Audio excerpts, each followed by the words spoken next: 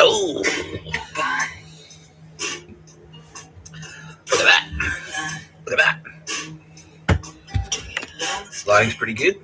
Camera position's pretty good. Kitty Callahan's here.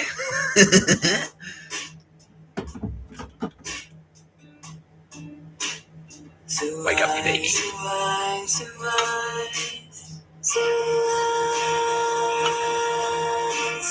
Ask for me.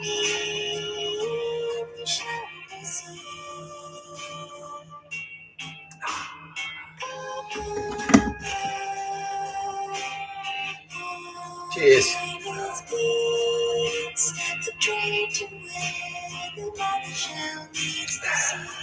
Ooh, that's a good brew. That is a good brew. To quote the FBI agent from Twin Peaks, it's a mighty fine cup of coffee.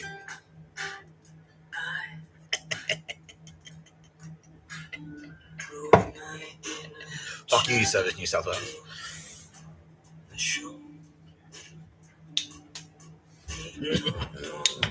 Joining me as always, Tara Bennett, represented here by the Candle. Don't forget we're getting married. Don't forget she's richer than you, especially if you work at Service New South Wales. She has more talent than you. She's better looking than you. She's fucked your boyfriend. She's better in bed than you. They like her. They don't like you. She's got a shit ton of cash. Fuck you. Get a Callahan. You can't hand a man a Granite Callahan. Represented here by this Granite Island Cup. Don't forget they murder penguins. Don't forget she's richer than you, especially if you work at Service New South Wales. She's more talented than you. She's better than you. She's smarter than you. She's cooler than you. She knows how to dress well. You don't know how to dress well. You're a piece of shit, Nazi. Fuck you. And I'm alive. I'm still alive. Still very, very alive. Still very, very still alive. You're watching No Pictures of Murder podcast by Mr Tapscott. I'm Mr Tapscott, a guy who's richer than you. Especially if you work at Service New South Wales. Fuck you.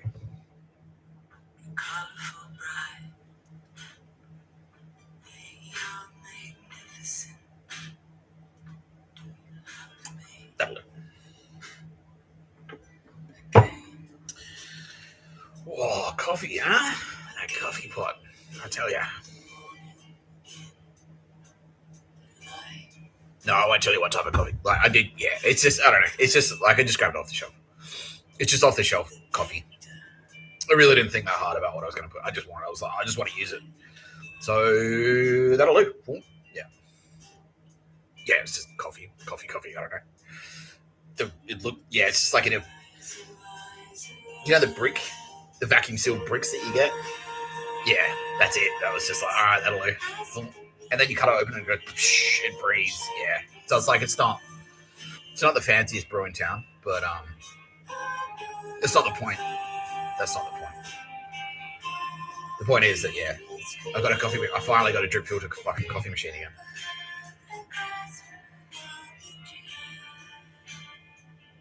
That's the point. Yeah, that's the point. So, cracker an episode today. I know I say that every episode. But this episode, just like every other time I say, he's actually a cracker. This is a cracker. So this is a continuation of our Mr Tapscott versus Malcom Turnbull and the Australian SAS video. They went for 3 hours. I didn't think it was going to take that long. But this is the question I've been asking for fucking years. Why am I in fucking jail? Why did I go to jail? Why am I in jail? Today, Tara Bennett will finally reveal the reason that I went to jail. Aside from, the crimes that I committed. But why? What motivated the crimes? Yeah. Apparently, it's a bit of a gripping tale. It's a thrilling yarn. We do have a bit of housekeeping, though.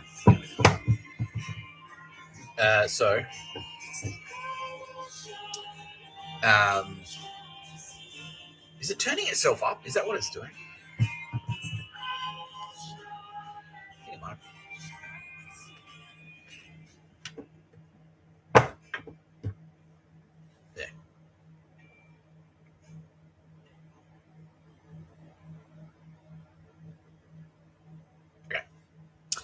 A bit of housekeeping. So all day I've been tweeting about the wrath of God,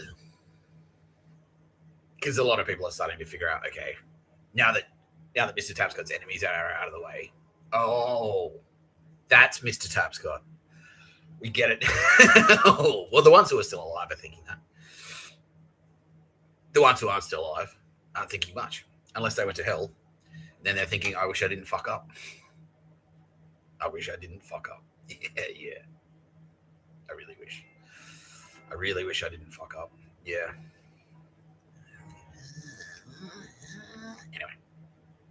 Anyway, that's what they're thinking. Yeah. So I've been doing my rounds and stuff. Yeah. It's been good. It's been nice. It's a nice day now. It's nice and sunny. The weather was a bit shit yesterday, but that's okay. New place is holding firm for the time being. For now, you know, it's all right. It's all right.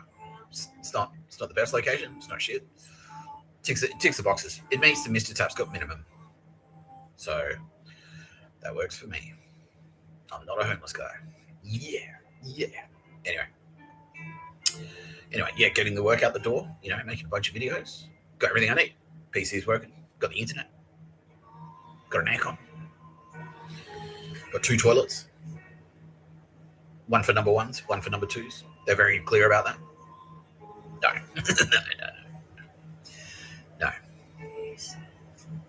No, it's exactly like at the pub where you can take a shit in the piss trough if you want.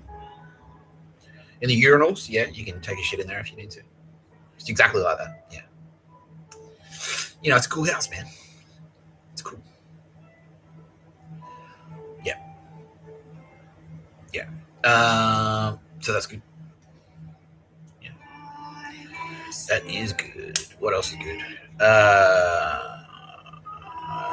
Yeah, it's just like, you know, I'm sleeping well.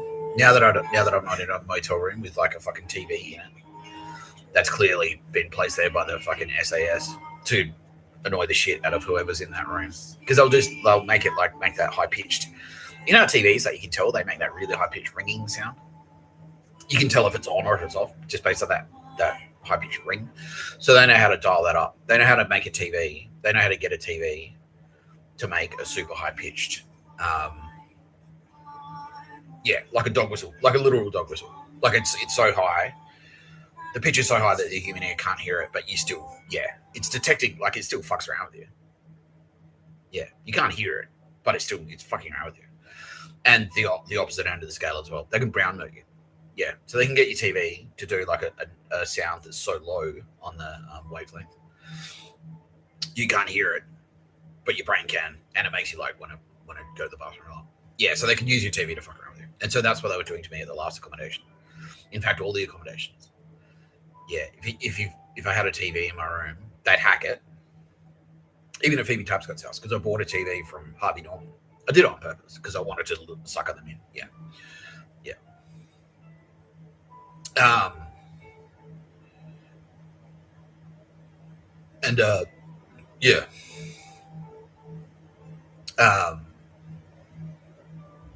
Yeah, I bought a TV. And so if I had a TV in my room, yeah, they'd do that. And that's why, like, during that period, when I was staying at Ocean Crest Motel, I'd wake up at like 3 a.m. for no reason. What the fuck? And I wouldn't be able to get back to sleep. And I always thought it was like a drinking thing. So I've been drinking. And then and then that'd be a side effect of drinking too much. But I wasn't drinking that much. So, yeah. But it turns out that's what it was. It was the TVs. Yeah. And the same thing was happening in Linwood. I'd wake up like even if I went to sleep at like midnight, I'd wake up at like 4 a.m. I wouldn't be able to go back to sleep. Fuck. Yeah, it was shit. Yeah, it was real shit. So now this room doesn't have a TV in it. And especially doesn't have one in it that hasn't been acquired by me. So, it's good. It's good. So I sleep really well. Like a big boy in a big boy's bed. It's great. Hot water system works well. The shower works well. Yeah. Fantastic water pressure. Suck shit SAS, because that's one of their favorite tricks. They'll like turn your water pressure down. Yeah. They'll turn the water pressure down in they've done it to every fucking Yeah, that was SAS, it turns out. Yeah, it was ASIS and SAS. But like when I was sleeping at the airport, there was a bathroom at the airport and they kept turning off the hot water to that particular bathroom. And then they'd cut the water off completely. And then they'd turn the pressure down. And that's what they do every time I was staying in a hotel room. They'd turn the pressure down. They come to the hotel and make an excuse or whatever, and then get into the water system and turn the pressure down. That's why the water pressure in my sister's house was so low. Not just to piss me off, but to piss my sister off. Yeah. Yeah. And then when you go to jail, in jail, the water pressure is fantastic. So what they're trying to say there is like, yeah, jail is better. Yeah. Jail is better than outside. Yeah. But more on that later. Yeah, but here, no, it's not like that. It's not like that at all. It's not like that at all. My landlord lives here and he's like a Kazakhstani national. And so he doesn't have any fucking SAS contacts. SAS, what is that? Yeah. He's like, he doesn't give a shit as long as I pay the rent. And I do. So that's it. End of story. Yeah. Yeah.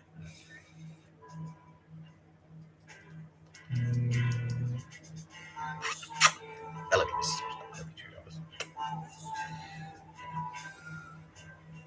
Yeah. The Kitty Callahan Cup's actually got a bit of battle damage. Yeah. So.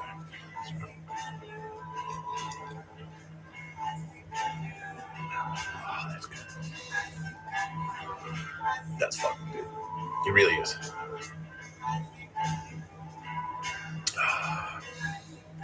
Yeah, it's going to be back. Yeah, so my trick with the coffee has always been, well, like at least the coffee pot, the filter coffee pot. This coffee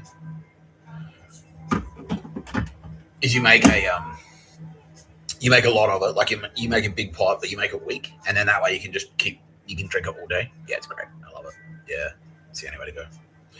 Anyway, that type of talk is kind of boring. Says everyone. But housekeeping though, Nina Trefcon, do you have an update for us? Yes, I do, Mr Tapscott, she says.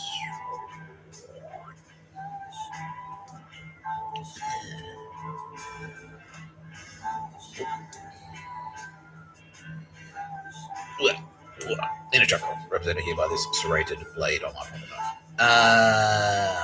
Okay. So we lost 6,000. We lost another 1,000 Valkyrie. 1,000 more Valkyrie. Yeah. Since they realised that no, I'm not fucking around. And also since I exposed Malcom Turnbull. Yeah. Because they were Malcom Turnbull spies. Yeah, they were SAS. Yeah. Did they think that we liked them? Or they legitimately there to spy us? Yeah, they were legitimately there to spy us. Yeah. And we just we just tolerated them and fed them garbage information. Yeah. And then when the timer was right after I did the episode, it was like, all right, no, we're on to you, fuck off. Yeah. Yeah. How many of them were? Yeah, all of them. Yeah. It's a dangerous game. Tried to warn you.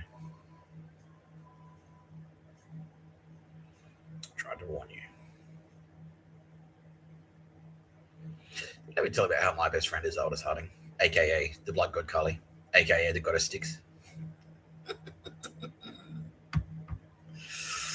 I know how much you faggots hate these documentaries, so we're going to do one of these.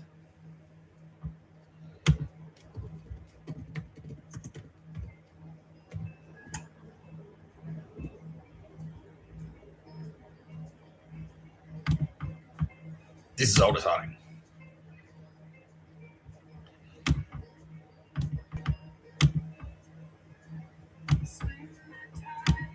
Styx isn't just a river in the underworld. She's a goddess, powerful and feared, binding even the gods to their unbreakable oaths. But who was Styx? In Greek mythology, Styx was a primordial goddess, daughter of Oceanus and Tessis, and the embodiment of the underworld river that bears her name. Her river wasn't ordinary. It was sacred to the gods, used to seal their most binding oaths. Breaking an oath sworn upon Styx meant facing divine punishment. During the Great Titanomachy, Styx was the first to side with Zeus, bringing her children, Nike, Kratos, Bia, and Zelus, to fight for the Olympians. As a reward, Zeus made her river the ultimate symbol of divine power and unbreakable promises. Styx wasn't just a goddess, she was the keeper of trust and the enforcer of divine justice. Styx isn't just a river in the underworld. She's a goddess, powerful. Did you know the river Styx was more than just a river in the underworld? Here's the dark truth behind the daughter of Oceanus and Tethys. Like many river gods and Oceanids, the river Styx was both a river and a goddess in Greek mythology. It formed the boundary between the living world and the underworld ruled by Hades. The souls of the dead were ferried across it by Charon, but only if they had a coin for payment. Her name means hate, and its waters were said to be so toxic they could dissolve armor and weapons instantly. Achilles, as a babe, was dipped into the Styx by his mother, making him nearly invincible, except for his heel. Even the gods feared the river Styx. They swore unbreakable oaths on its water, and if they broke these vows, they faced a year of silence and 9 years of exile. It was called the Dread River of Oath. Did you know the river Styx was more than... Yeah.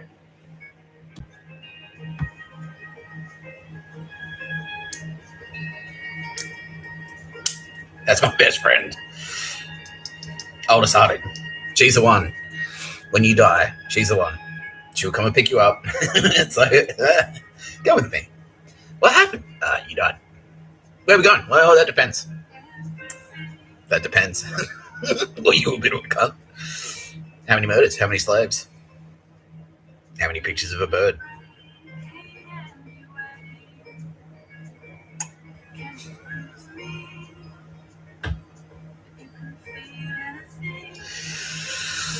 How many children did he rape?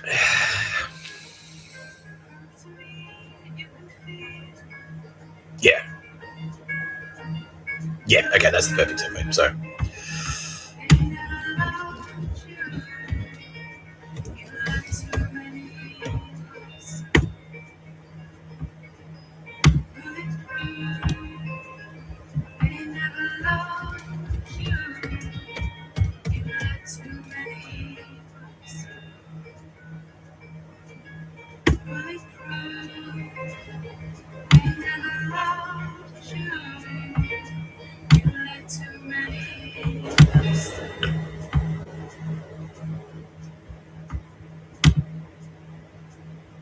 now,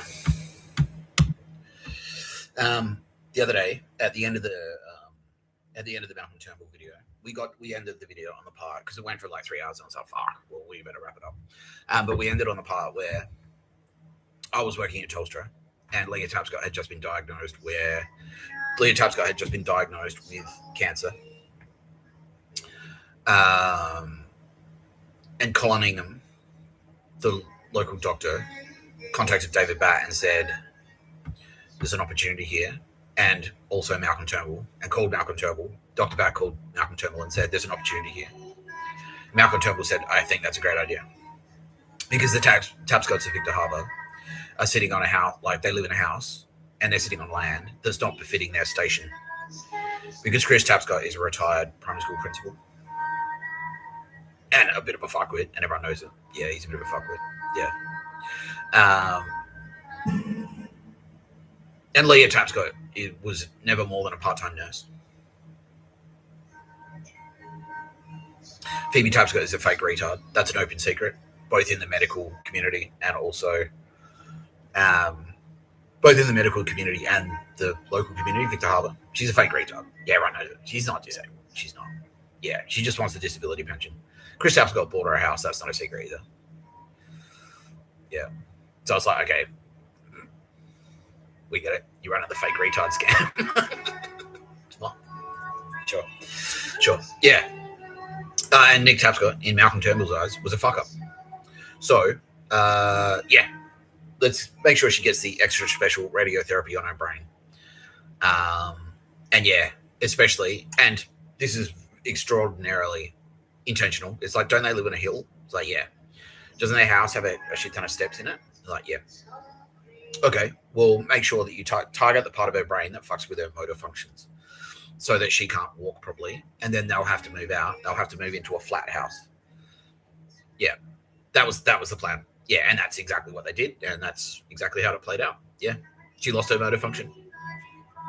She was chair-bound. She couldn't walk. She couldn't use the bathroom herself. She couldn't shower. She had to get like carers in there to shower her and stuff. Yeah. And then backing that up, they were brown noting her as well, because like the Tapscotts of Victor Harbor now, because of Mr Tapscott and his antics because it was 2014. Yeah. So it was 2014. I'd blown up the Death Star. That was in 2010. Yeah, I reckon it was 2010. 2010, I blew up the Death Star. Yeah. 2011. At the end of 2011, I wrote the CV with jokes in it. At the end of 2013, what was that? Yeah, at the end of 2013, I'd showed the D floor at Merida's Music Festival, thus putting me on the map as someone. Yeah, and like those in the know, now not even Taravana or Kitty Callahan had spotted this, but to those in the know, I had actually shred the D floor. Like there were a couple of little like what do you call it? Like teasers, yeah. A couple of little sneak previews of Mr. Tapscott's dance floor antics. Yeah. Because I had to hit the D floor. Like I used to be in the drum and bass scene, and no one in Melbourne knew this because they were just listening to the propaganda. Because everyone, like, me in Melbourne was a clusterfuck. Like everyone, all the factions were like, nah, he's shit. The Undrungada were saying like, he's a metal bogan, he can't make coffee. The East German Nazis were saying he's a fucking liar, he can't make coffee, and he never went to uni. And he's a bogan. Yeah, they're all saying he's a bogan because he used to wear like a leather jacket and smoke like a pack and a half, 2 packs a day. And I'm a bogan. But that's his band was shit. Like they never played. Like he reckons he was in a band, but he wasn't. Yeah. He never went to uni, and women hate him. That was Malcom Turnbull. So that messaging had started seeping into Melbourne. Yeah. Peter Dutton was there. His spies were kind of like hassling me and shit. Yeah, and I don't want kids, and I hate women. And then that was, I hate women was starting to seep in, especially after I blew up the Death Star. Yeah. But yeah, so what happened after that? Yeah, because I blew up the Death Star. So I didn't realize this, but before that, I just had a reputation as a guy who never got laid. And that was the Undrungada. So like you can't get laid. And East German Nazis had done that as well. So they actually sent a spot. That was Katie Pink. Yeah. So they'd sent Katie Pink in as a spy. She was my manager at De Graves. And I've told this story before in the videos, but I'll just do like a super quick version. So working at De Graves, I fucking hate it. Like, it's a busy cafe, and I'm getting famous as a barista, and that's cool.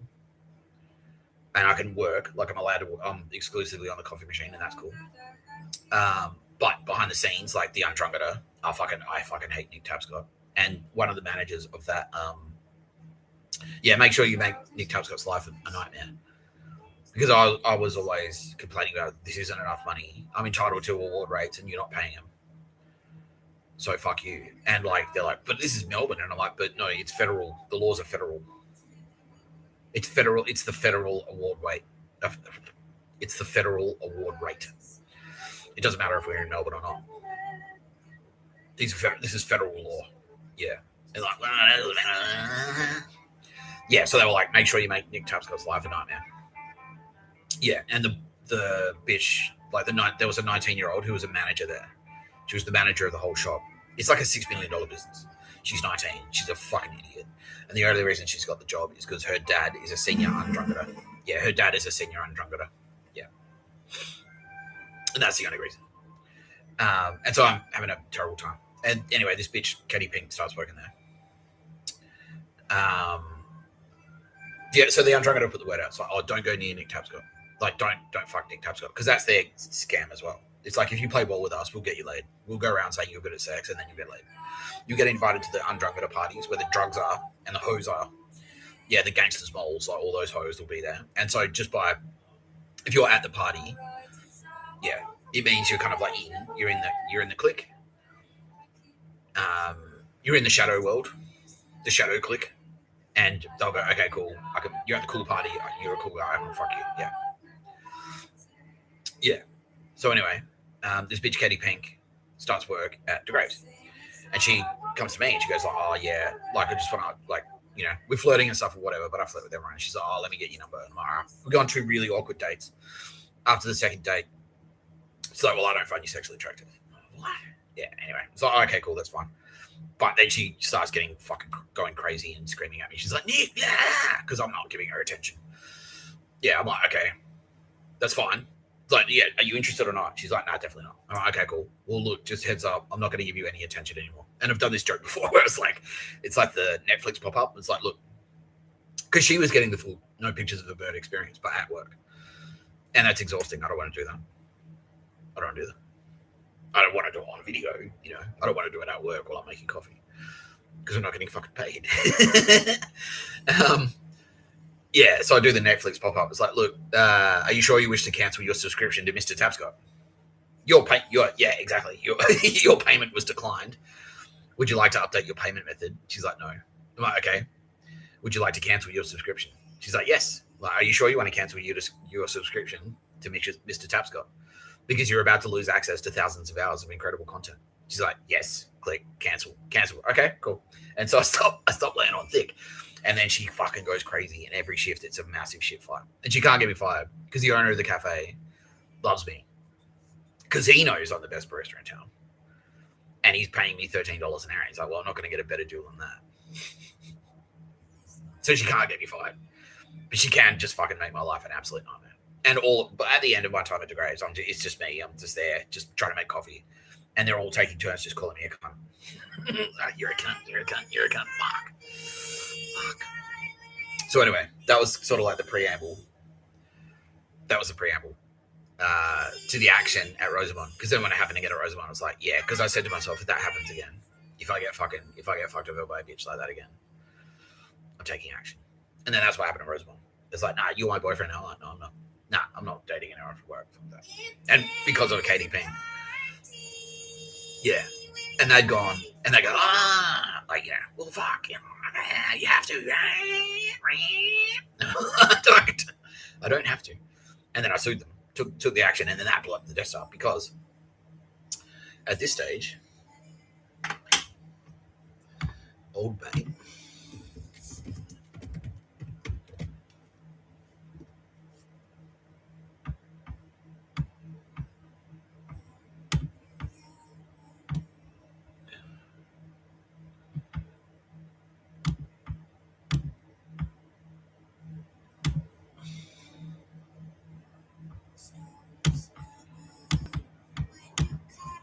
Old mate Malcom Turnbull.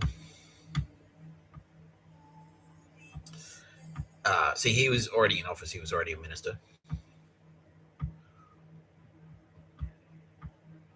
2004, he gets elected. So that happened in 2000, and that Katie Pink incident happened in 2007. So he's in Parliament, yeah. And then he's in cabinet. He's in cabinet under working for John Howard. They get kicked out of office. He's in the opposition. But basically, the point of the story is that in 2000 and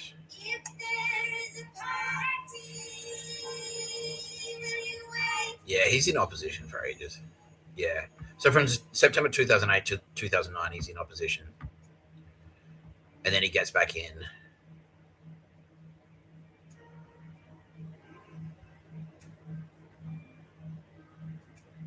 He gets back in.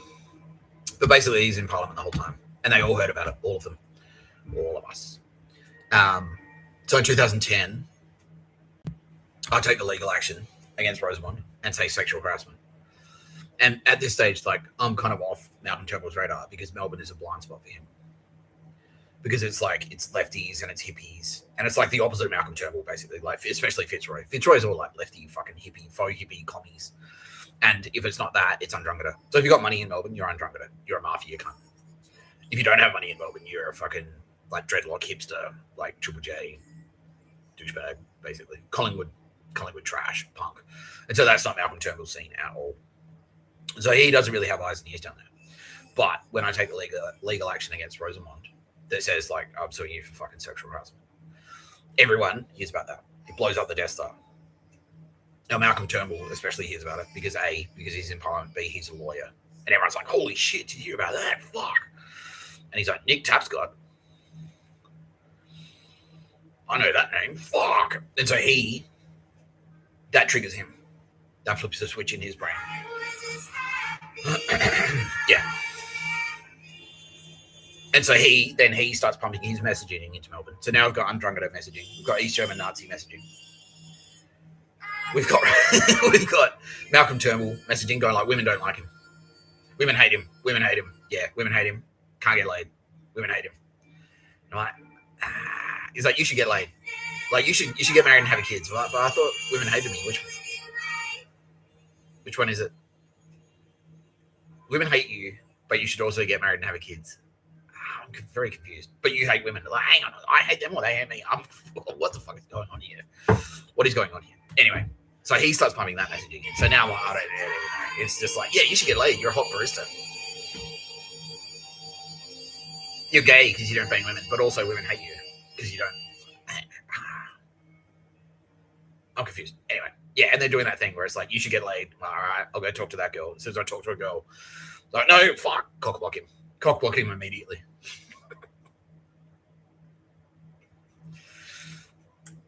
Yeah. But basically, they just want control.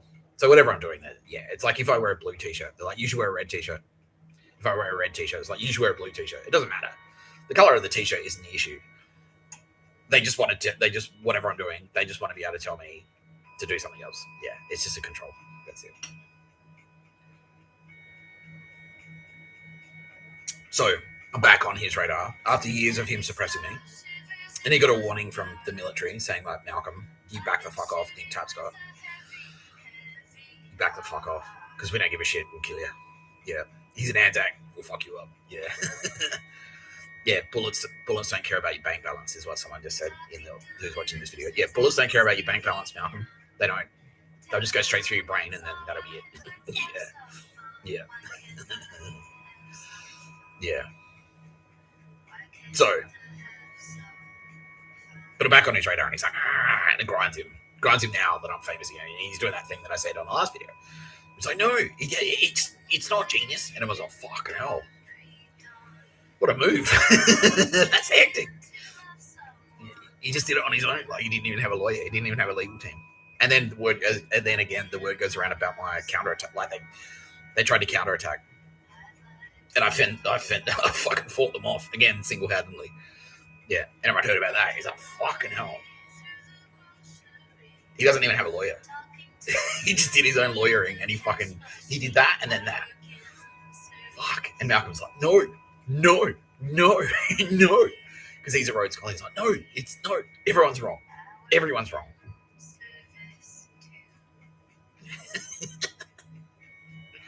But around the same time, what this does as well, because it's not just Malcom Turnbull. Malcom Turnbull is the same age as my dad, as Chris Tapscott.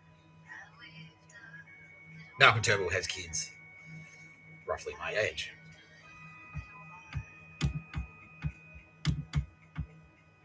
This is one of them.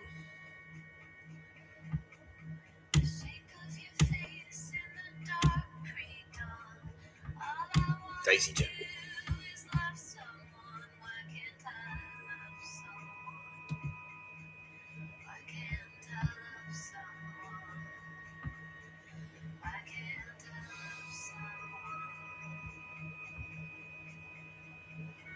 Now, she hears about it. Daisy Turnbull hears about it. And she is like, fuck. Yeah. So she gets a bit of a lady boner for Mr. Tapscott. Because it's like, yeah, it's like you want what you can't have, basically. And the thing is that she's a rich eastern suburbs daddy's girl, and I'm the bad boy from Fitzroy. And so this is going to make Daddy furious. It's that thing. And it's also because, like, she obviously, Malcom Turnbull is a fucking rich dude. Like, he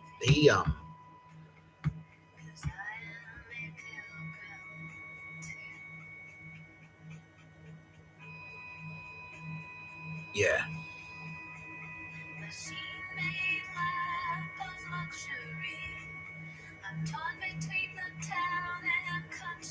He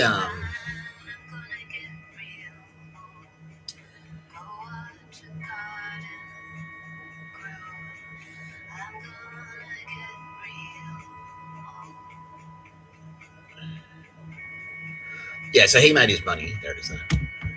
He made his money because he was a Barrett. Like, he's always been a high flyer. Like, he's a Rhodes Scholar, and that immediately, like, yeah, you're in 80s Sydney, well-to-do. If you're a Rhodes Scholar, you're in the Rhodes Scholars Club. You're going to walk out of school and into like $300 grand a year as a junior, you know. But yeah. So he started his own legal firm, and then he left that firm in 1997 to become managing director of Goldman Sachs in Australia, eventually becoming a partner in Goldman Sachs.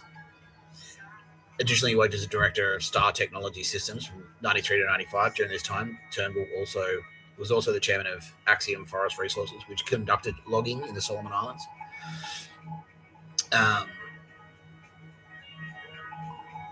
Turnbull purchased a stake in the internet service provider Aussie Mail in 1994 for 500 grand. He sold the stake several months before the dot-com bubble burst in 1999 for 57 million. In 2002, yeah. Now, because I've had all that coffee, I now need to go to the bathroom. So I'm going to put on a video.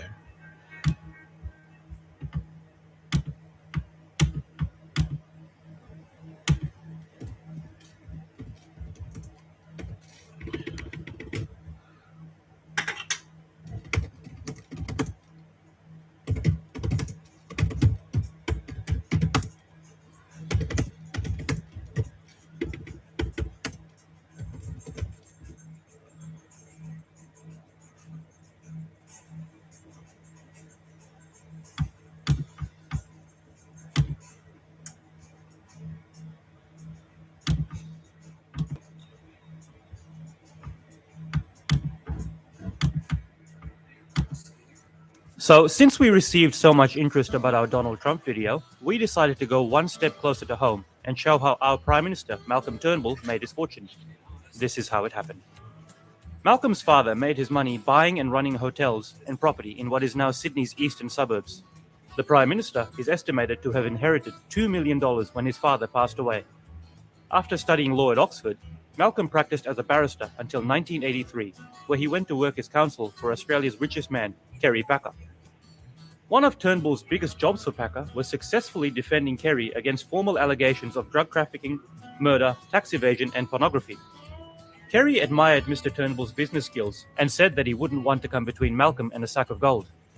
However, PM Turnbull has said that they both threatened to kill each other after their relationship soured. Malcolm started his own investment bank and law firm in the 80s and 90s. Over this time, he also served on the board of directors of several large corporations, including Goldman Sachs. But it was Mr. Turnbull's purchase of Aussie ISP Aussie Mail that people best know him for. Malcolm bought the company in 1994 for $500,000 and sold it 5 years later for $57 million, just before the dot-com bubble burst. Nowadays, Prime Minister Turnbull is focused more on running the country than his business dealings. That being said, he's still estimated to be worth more than $200 million.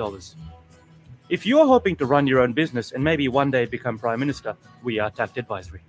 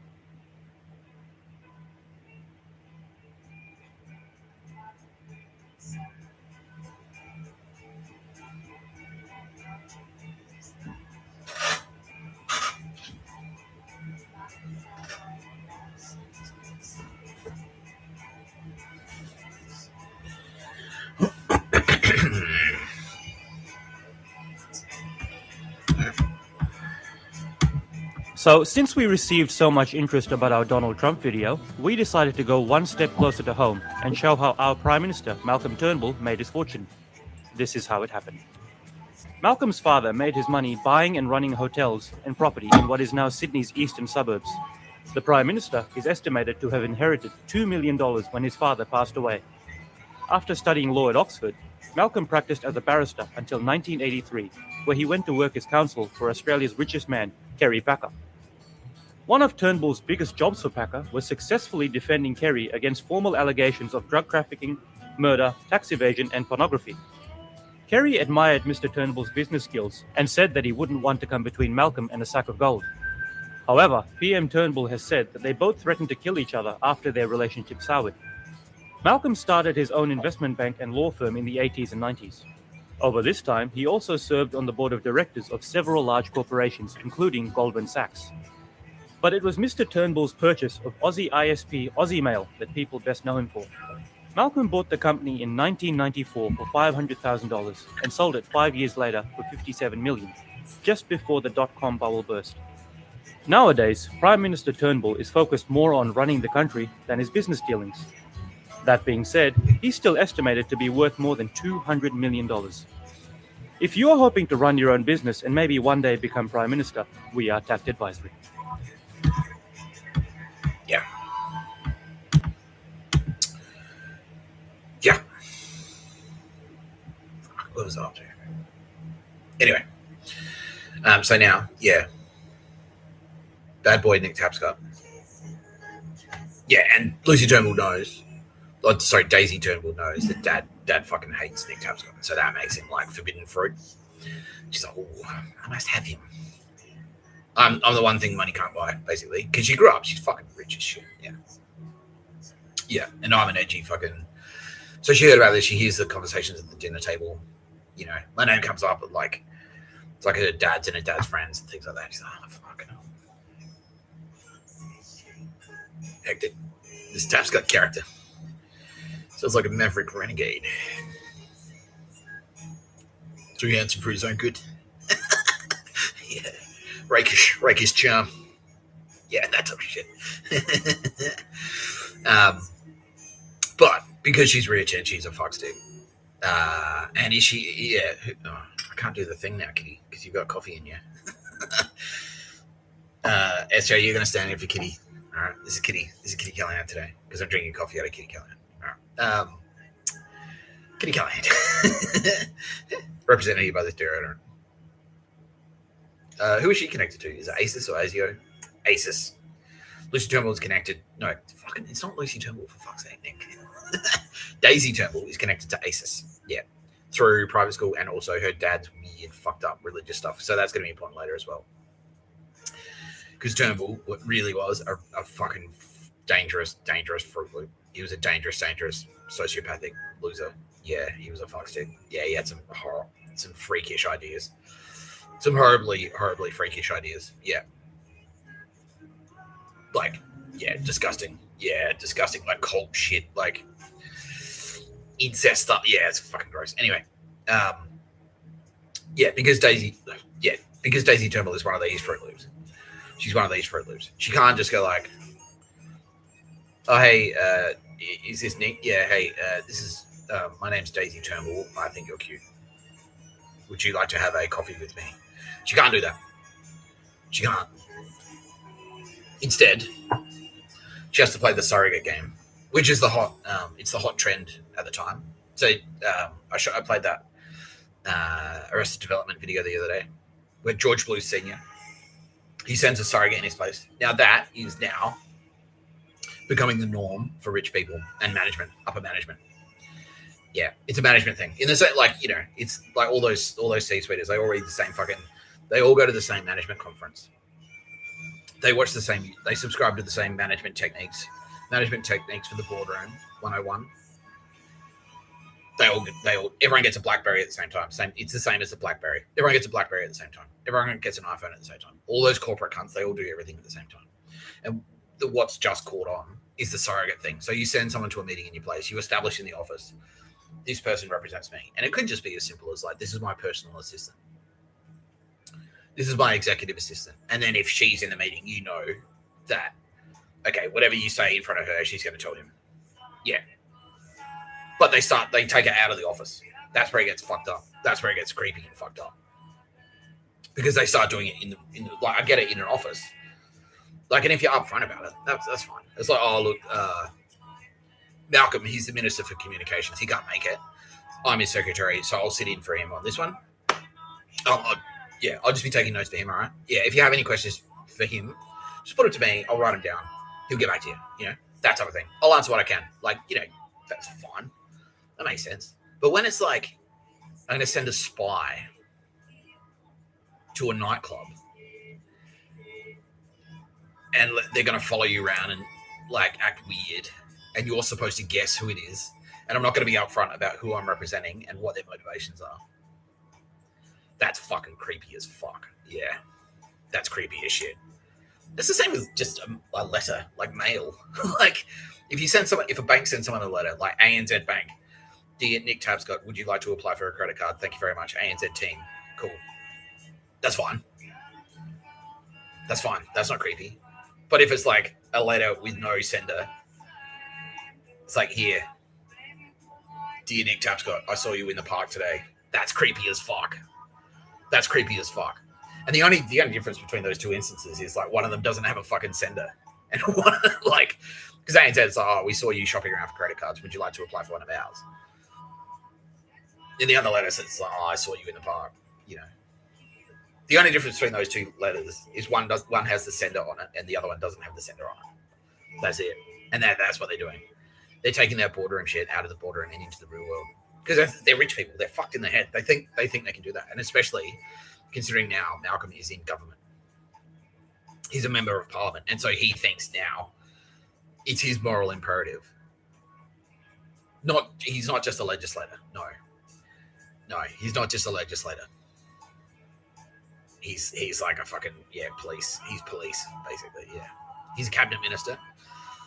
It's his privilege. It's his right and his privilege. To actively surveil the populace of Australia and then fucking make his opinion known via these, like, nefarious means. Yeah. So obviously now, especially, like, he's grown up in fucking, his dad was rich. He's a Sydney property owner. The only way you can be a Sydney property owner from that generation, you have to be in bed. You have to be a gangster. That's it. You have to be in bed with Abe Saffron. You have to be in bed with George Freeman. You have to have connections to the underworld. You have to. Yeah, what was that? Yeah, the fucking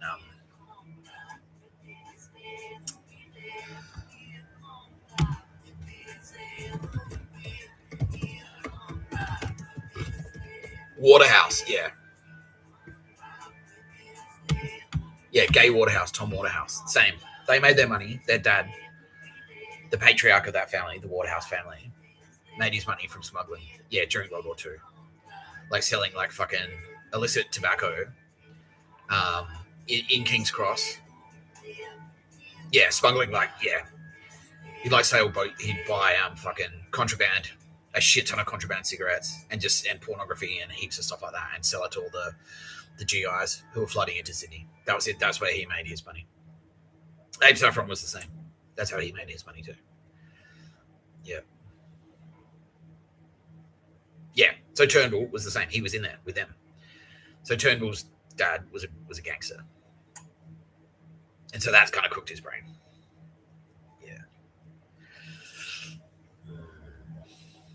Yeah, so he's got nefarious connections. I can't remember why I started talking about it. I'm sure there was a point that I missed, maybe. Yeah. I started talking about one thing. Forgot what I was talking about halfway through. Yeah. Okay. Well, whatever. I guess we'll never know until I rewatch the video and go, fuck. Yeah. Anyway. I guess the overarching point is, Malcom Turnbull's cooked in the head. Yeah, and he thinks it's now his moral imperative to, like, fucking get out there and just, like, throw his weight around. He can do that.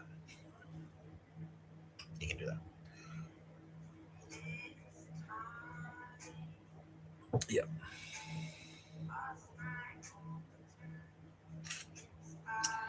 Anyway. Yeah, I completely lost my train of thought.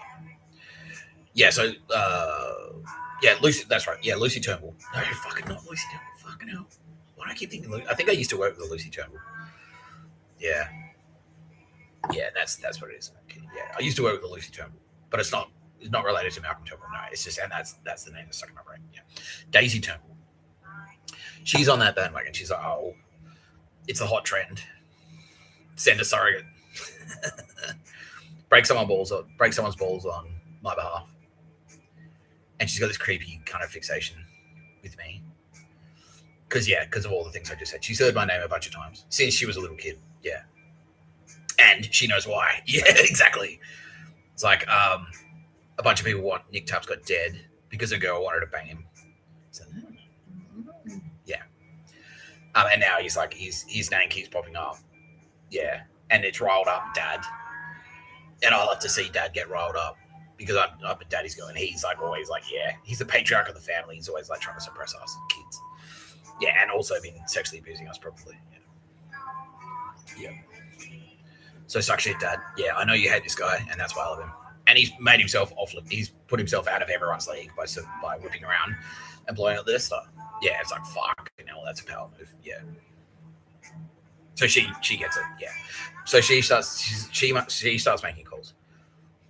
Daisy Turnbull starts making calls like, who do I know in Melbourne? They have a friend of a friend of a friend of a friend knows a family in Melbourne called the Forsyths. Yeah, it's here. Yeah.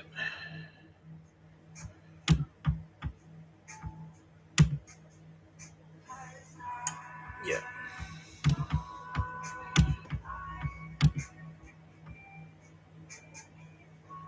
No, that's fine. Yeah, so anyway, Jay Forsyth.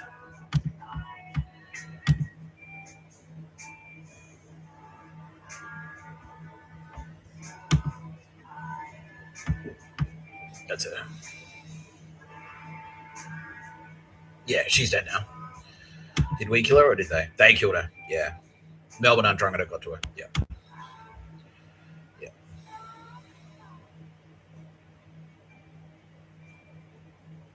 Anyway, I'm skipping ahead a little bit here. So Daisy Turnbull keeps one eye on me. Malcom Turnbull is like his ire is raised, and I only found this out the other day. But I had one in the meantime. I've moved into Napier Street, and it's driving everyone fucking batshit nuts because one of their favorite tactics, especially Malcom Turnbull's, is to find out where you live, make a couple of calls, and get you evicted. Yeah, to push you out onto the street. Yeah, that's his favorite thing. That's his favorite thing to do. Yeah. Yeah. And they've done it here. They rang this guy. they rang the landlord of this place, the guy I pay rent to. And he doesn't speak English that well. He's like, I don't know what you mean. And anyway, I will talk to him maybe. Yeah. And they're like, what? Fuck. Yeah. Yeah. And I'm still here, so fuck you. Yeah. But basically, I moved into a house. Yeah. There was a spare room. A spare room popped up in Fitzroy. I was living on the south side with Ashley Bracken and Ben Ryan, and there was the shittest years of my life. It was fucked. I fucking hated it. So I moved back up, and then that house got shut down. Well, Ashley moved in with his girlfriend. And so I'm like, okay, cool. Well, I'll go find a room. And so a room popped up on Napier Street in Fitzroy, 232 Napier Street, Fitzroy. So I moved in there and had a spare room, and it was all right. And yeah, eventually one thing leads to another. The guy I live with, like who I move in with, eventually moves out. He puts me on the lease, we're sharing the lease, and then he leaves. And so it's like, I'm on the lease. And then the landlords are like really kind of pedantic. They're like, no, whoever lives there needs to be on the lease. And so like I'm putting people on the lease left, right, and center. In the meantime, I'm starting work. And this is around the same time I'm working at Rosamond. So this is sort of like in the same period. So all of this shit is happening while I'm working at Rosamond. And at cafes around town getting fired for no reason. Yeah. And that's like Rosamond was actually the 5th cafe I'd worked at that year where I'd turned up because four times in a row I turned up to try and work. And for no reason, they just go, you're fired. Why? Why am I fired? Why? What? Did I do something? Like, no, it's just you're fired. And what it was a combination of things. It was just the fact that I was Mr Tapscott. I'm a shit hot barista. And if none of that got me fired, if I'd been there for like longer than say like 3 weeks, the undrunkedo would pick up the phone and go, "Oh, we see you got that Nick Tapscott character working there. Well, you should fire him." And they're like, "Okay," and do it. Yeah. So all of that shit's happening while I'm living in this house. I'm on the lease. People are coming and going. The guy who I moved in with, eventually, like, he was off the lease. Like, he moves away. He goes back to New Zealand or something. I stay there. I stay on the lease. A couple of other chumps move in. Basically, the entire generation of housemates cycle out. And it's just me and new people, right? So it's effective. I know I'm like the senior housemate now. And I moved, then I get the job at Rosamond. And then all the shit goes down. I fucking take the legal action. And then I'm on Malcom Turnbull's radar again. He's like, fuck. And like, it's no secret where I live. Because it's on all the court documents and stuff. And obviously the court documents are just going, it's a public action. Like, everyone in the legal fraternity is entitled to see the action. And my name and home address is like, it's not private.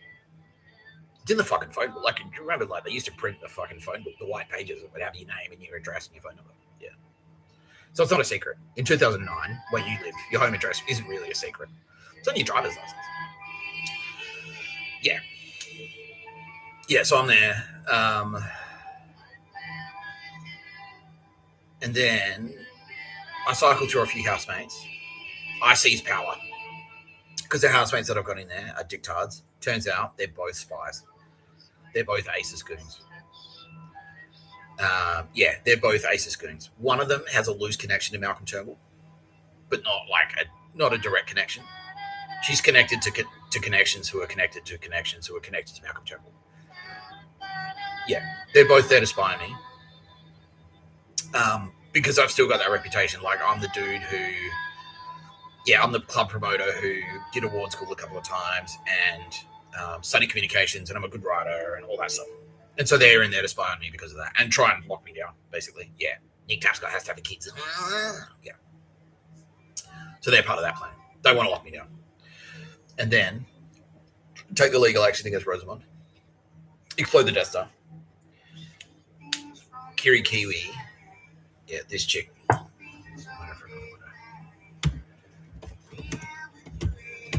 She's probably been Xerxes on down. Let's see if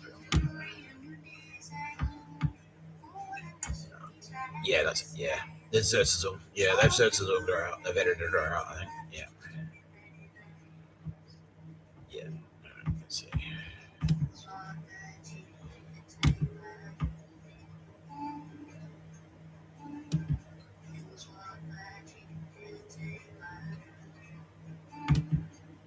No, it's not. Anyway. Yeah. So she moves in. She's cooler. She's an Adelaide contact. But she's undrunkedo. And I'm not going to tell that story now because that's a whole other thing. But at the same time, yeah, and this is around the same time as well. Yeah, so not just, yeah. So that word of that goes around as well. So at the same time as I take the legal action against Rosamond, I'm like, oh, fuck you, bang. Is around the same time that I seize control of that house. And I just call the landlord and I go like, look, can I come around for a chat? She's like, sure. I get my briefcase, I get my collared shirt on, and I go around there. I was like, okay, so here's the deal. The other two housemates who I live with the shit, they don't pay their bills on time. They're kind of flaky. They're pretty dirty. They don't do much. They're just shit. So here's what I want to do. I'll just want to kick them out, and then I'll just want to be on the lease, and then I'll manage it for you. And it'll be easier if it's just me on the lease, because then I can just like kick people out, basically. Yeah, they'll live there, and then I'll manage it, and that'll be it. And she's like, okay, cool, done. So I back kicked him out. So word of that went around as well. Yeah. So I was like, fuck, well, where does he live? This is Malcom Turnbull. Where does he live? Where does he live? So, well, actually, he owns the lease. The people who he leases from they're private. They're not like he's not renting from a fucking real estate agent. He's not renting through an agent. He's renting privately. And the lease is all ironclad. It's all legally iron. It's all legally watertight. So there was no way in. And he's like, Liz is like a primary school principal from Q. Tony's like a guy, like he's around, but like, yeah, he's untouched. They're both untouchable. Yeah, you can't get someone fired from the education department. in Victoria. Basically, you need like a really like she needs to be a pedo effectively, and even then, yeah. And so like they're untouchable. So they try, and they're both like they're both Indian nationals as well. And they sort of try, and Liz is a psycho. They sort of try to put pressure on as well. So that Nick Tapscott character, and so Liz, she's like, "Are you questioning mine? Are you questioning my decision making? Fuck you!" Yeah, oh shit, yeah. So it didn't work. They couldn't kick me out. What they could do instead is send some fucking loser in. And so Kiri Kiwi immediately as soon as she moves into the house, she's in there for fucking 45 minutes before the first time she says, "Okay, it's my house." I'm like, what? What? So, yeah, it's my house. No, it is not. Because Kiri Kiwi, she's from Adelaide. And so she's like, okay, well, I'm number 232 I'm number 237 on the ladder. You're number 248. Therefore, according to these rankings, according to these charts, I'm in charge. And I'm like, well, the thing is, Kiri, that you're going by the old Adelaide scale. But we're in Melbourne now. This is Fitzroy. This is Fitzroy. I own the lease. I'm the leaseholder. I'm the leaseholder. That's it. You can't change that. The only way you can get on the lease, there's no way that you can kick me off the lease. There's no way that you can kick me off the lease. And the only way that you can get onto the lease is if I put you on. That's it. That's it. And she's like, but I know a band. Yeah, it goes a bit crazy. And so some cunt moves in called Javier, and he's a massive fucking spastic. He's a fuckstick. And immediately he takes on that same patronizing tone that Brian Callahan had, where it's like, Nick, I noticed you put the thing in the wrong bin. It's like, I didn't do that. Well, you did though, Nick. You did. And I'm like, are you fucking serious? And he's like he's a full foot shorter than me, and he's 5 years younger than me. And I'm just like, excuse me, little man. In the meantime, I'm a big swinging dick around Fitzroy because I've just taken legal action. I'm just like, nah, I don't have time for you, fuckstick. Yeah, you fucking spastic. And then, like, by coincidence, I had someone else over, and I fucking hated them. And like, who the fuck is that clown? I'm like, that's how, yeah. He's a fucking piece of shit faggot. Like, yeah. Took one look at him, and I fucking hate him. Like, yeah, okay, cool. Well, a broken clock. Yeah, because I hated that guy. But I just kind of went, okay, cool. Yeah, go at him. Yeah, he's a fuckstick. Yeah, he's a fuckstick. Yeah. Yeah. And so that kind of closed it out. But that was a spy sent by Malcom Turnbull. Because Malcom Turnbull had heard that Nick Tapscott took this fucking legal action against the cafe. And now he's working. He's a barista. Yeah, and like one thing leads to another. I ended up getting another job. Word's gotten around the Anzacs put the word out. It's like, stop firing Nick Tapscott. Don't fire him. Stop fucking firing him. I get a secure job. I'm now working in a cafe. I'm a barista in a cafe that I can't get fired from. Because the owner of that cafe is like, nah, I've been warned.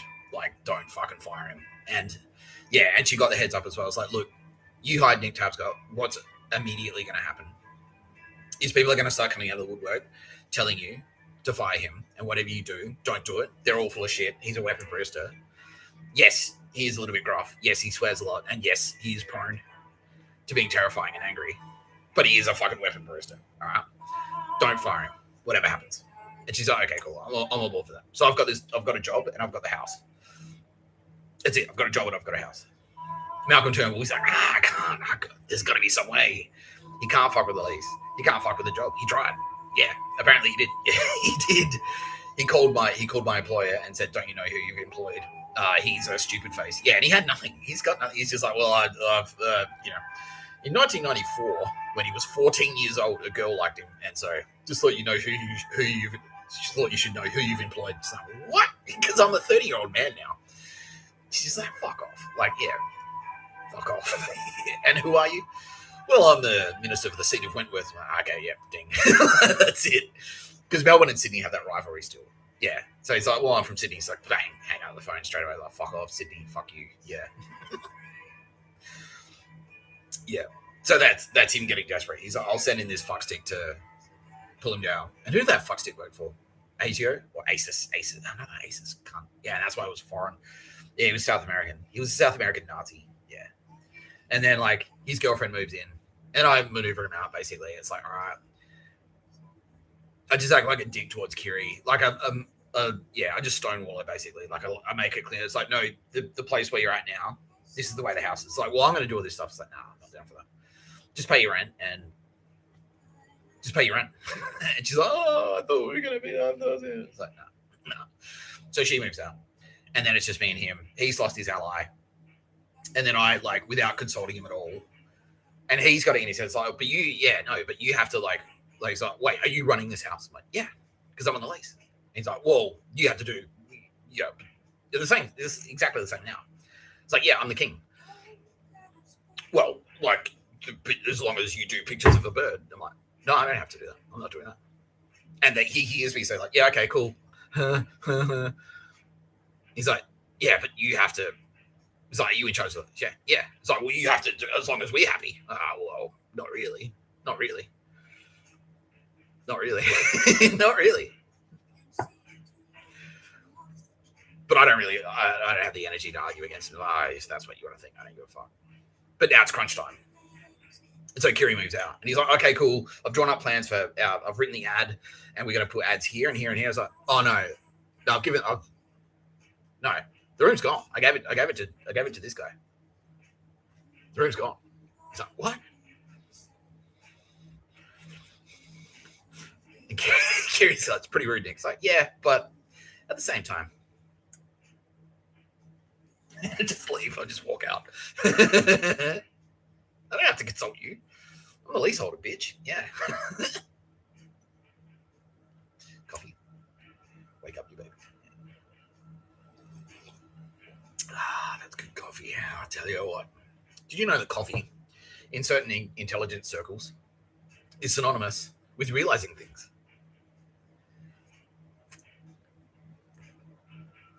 Pretty clever, huh?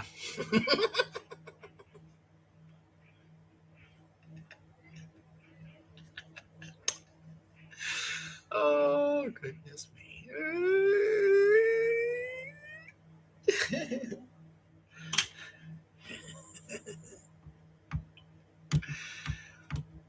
This is not the perfect time. Whoops.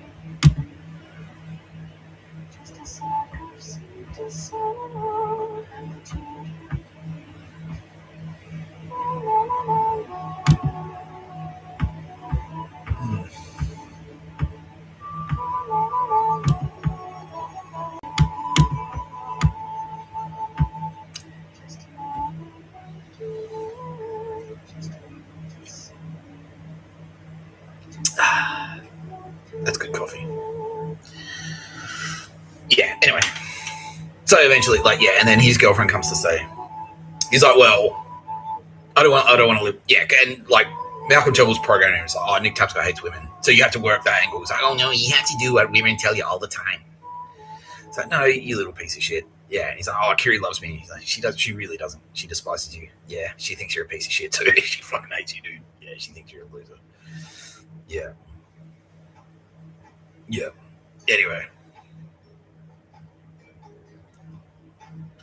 So his girlfriend moves in, and then his girlfriend, and then the dude that moves in, he's not an unattractive dude. And then she immediately goes like, Nick Tapscott and Josh. Yeah. And then Javier's there in the corner just going, yeah. Well, she starts flirting with us. Because he's got it and he says, oh, women hate Nick Tapscott because that's what Malcom Turnbull's told him. Women hate Nick Tapscott. And then his girlfriend's like, Nick Tapscott. Yeah. Yeah. Fuck. So he leaves. And so that's the story. Yeah. So that was him bested. Now, so I've settled in. Now, I started working it. So now I've got the house, and I've started making, taking, not just, I don't just have my name on the lease anymore. Now I've started making it my house. So I furnished it, like I decorated it, like I got it painted. I've put appliances in it, like I got a TV, I got a couch, like that type of stuff. Before it was just like an empty piece of shit share house, but now it looks like a home. It looks like a house. Yeah, it's cool. It's a cool house. Yeah, and at Arcadia, where I'm working, I've started moving my way up the ranks. And now, like before, I was just on the coffee machine like 1 or 2 shifts a week. Now I'm on the coffee machine all the time. I've got 3 long shifts, and then that's it. And then I've got other shifts at other cafes. And so I was like, oh, fuck. Well, Nick Tapscott can't be touched. Yeah, he's untouchable. Yeah, and I've started, like, because I work at the same place and I live at the same place. Now I can build relationships around the place. So I start getting, like, I'm a regular at the Napier Hotel, where Bill Burr has his surrogate very intentionally to talk to me. I'm a man about town. Yeah, and the cafe where I work is like, it's just down the street from where I live. Yeah, it's just down the street from where I live. So like that little patch. And then my local bar is like, that's where all my mates are. So it's easy. Yeah, it's cool. Yeah. And then I write the CV with jokes in it. Yeah. Then I write the CV with jokes in it. And I've been putting myself out. I've been like, okay. And I've been teasing it. It's like, no, I'm just a barista for now, but I'm going to be a writer. I need to be a writer. I just need to get these things established. I just needed to get this house locked down and this job. Just needed a job making coffee and a roof on my head. And once I have those things locked down, I can focus on being a writer. Yeah. And so the first thing I do is write the CV with jokes in it. And everyone fucking shits their pants. Yeah. And then it's like the newspapers calling me and stuff. Yeah, it's hectic. Yeah. And then that does what it does. And then we'll do this. Yeah.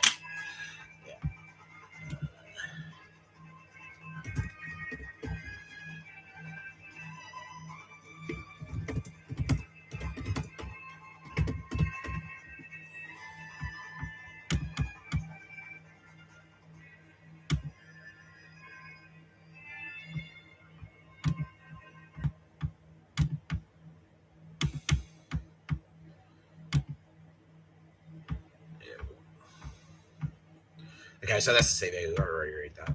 But 31 comments. Okay, the first one's fairly innocuous. He's my personal favorite. Another CV with jokes in it. Cool. I'm all for second comment from Ross. I'm all for funny CVs, but this is kind of more jerkish than funny. Sure, some similar-minded employer would eat it up, though. It says a lot about the both of them. Now that comment was from Josh Frydenberg. Sputnik was an Adelaide advertising dude, so he's actually saying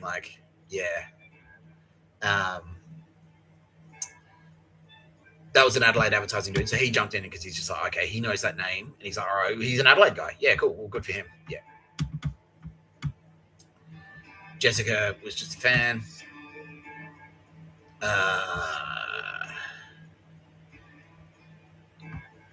Just a fan. Yeah, it's cool. That's cool.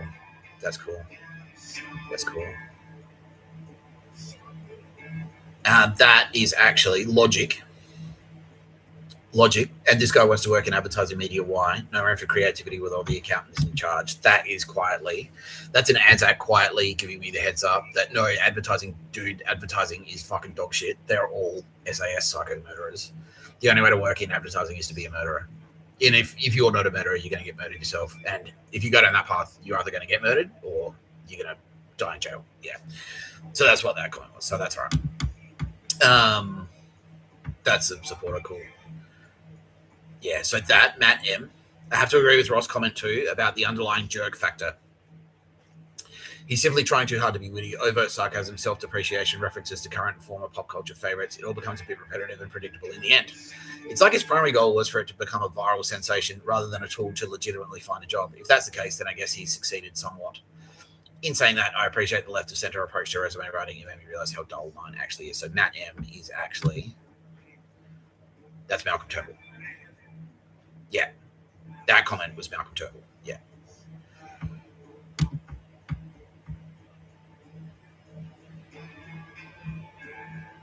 Alison F is also Malcom Turnbull.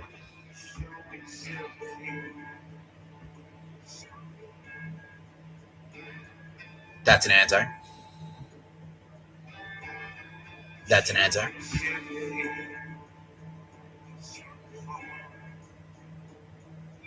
That's Malcom Turnbull, anonymous, a creative login for a guy who sounds like a pest and is just good at making coffee. That's an answer. So it's like, you can see the factions sounding off. Like Nick Tapscott's cool versus Nick Tapscott's a cunt. Yeah, and Nick Tapscott's a cunt is now being led by Malcom Turnbull because it's a point of pride now. He can't back down. He's like, nah, I'm invested. Yeah, it's a sunk cost fallacy for Malcom. He's like, no, I can't lose this hand. I can't walk away from the table.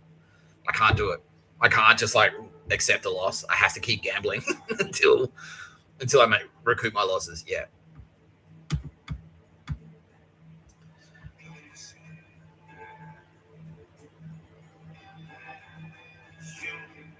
That's Malcom Turnbull again.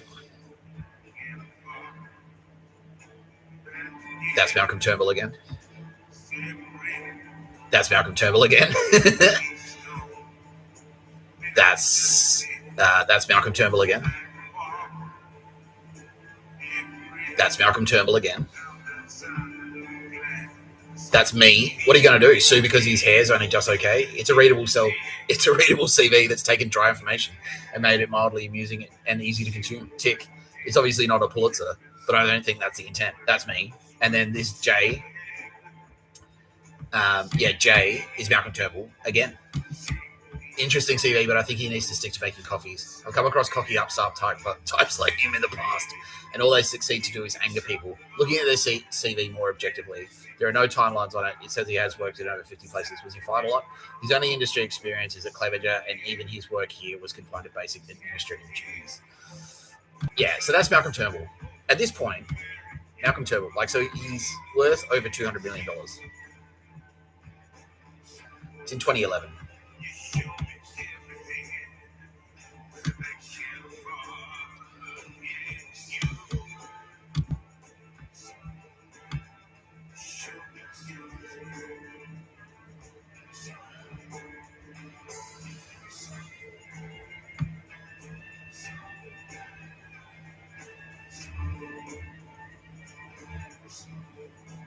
Yeah.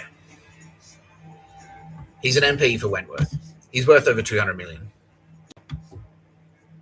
But Malcom Turnbull has nothing better to do than write bitchy comments on Umbrella about a barista who's being paid like fucking $18 an hour.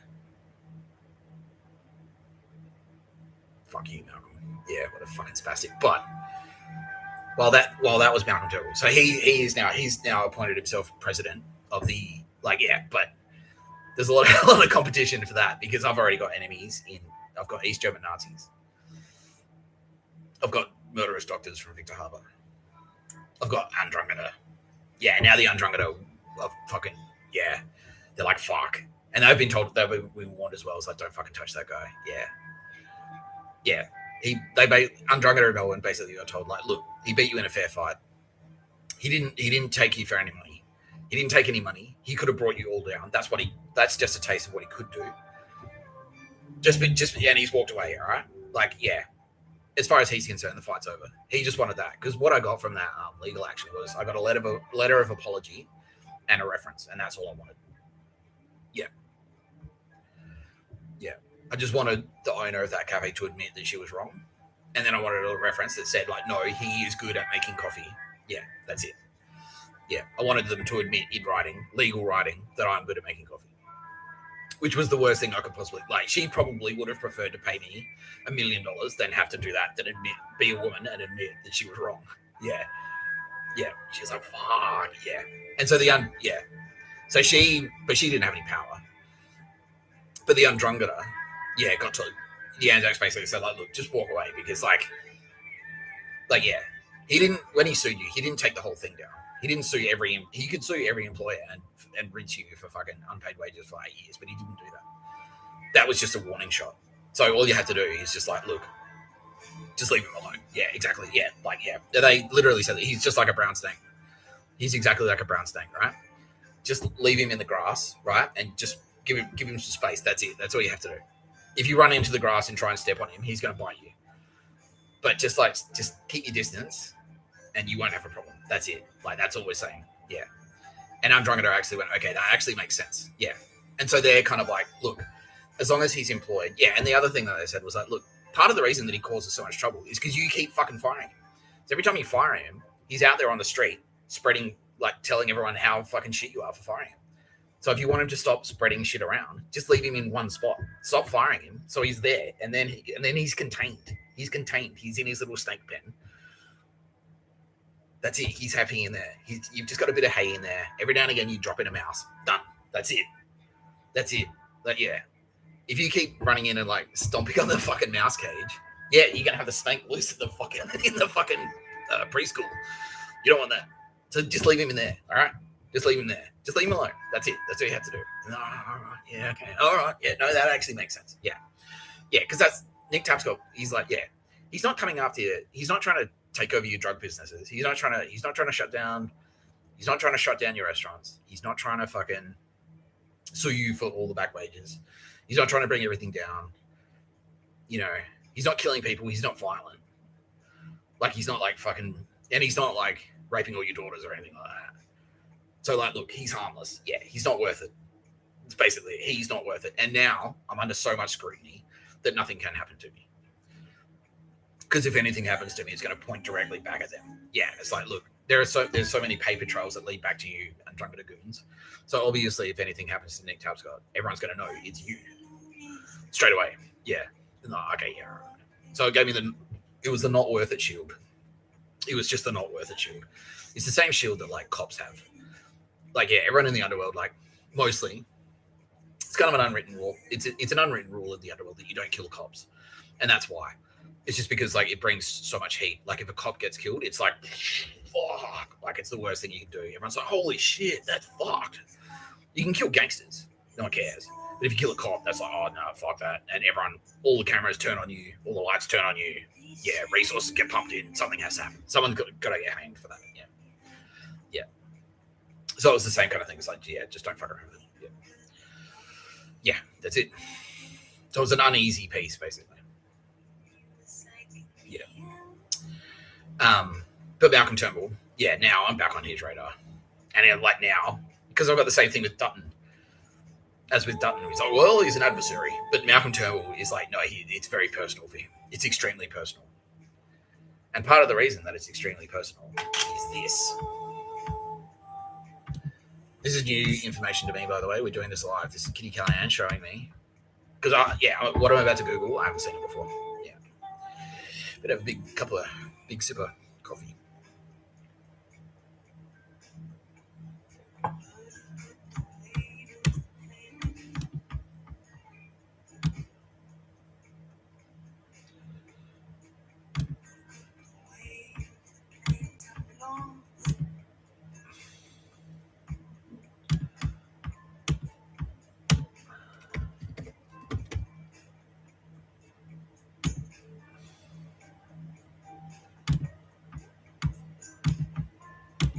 Okay.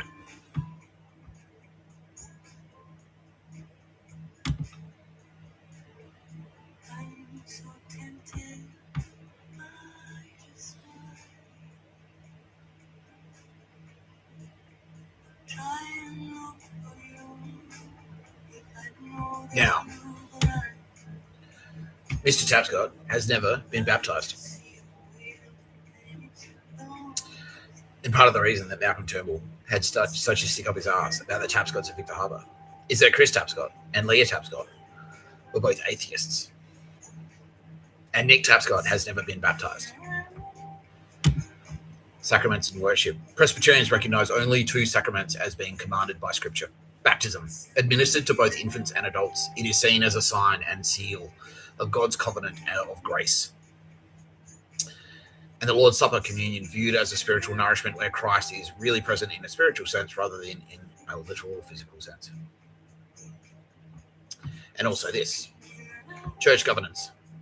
The name Presbyterian comes from the Greek word presbyteros, meaning elder, ruled by elders. Local churches are governed by a session composed by the minister, teaching elder, and elected by lay leaders, ruling elders.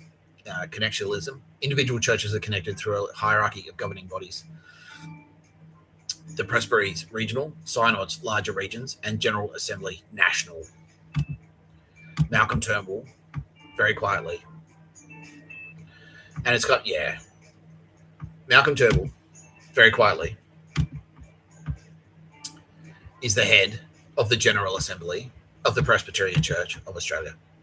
Now, he's kept that very DL because he didn't want it to hurt his political career. Because he's working in media, he's working in communications. But that's what he is. And it's effectively, it's like being a Freemason. It's effectively being a Freemason. Not dissimilar to Opus Dei, but not the same as Opus Dei. They're both Christian cultists. Malcom Turnbull is quietly the boss of the Australian Presbyterian Church. And therefore, it's his sovereign duty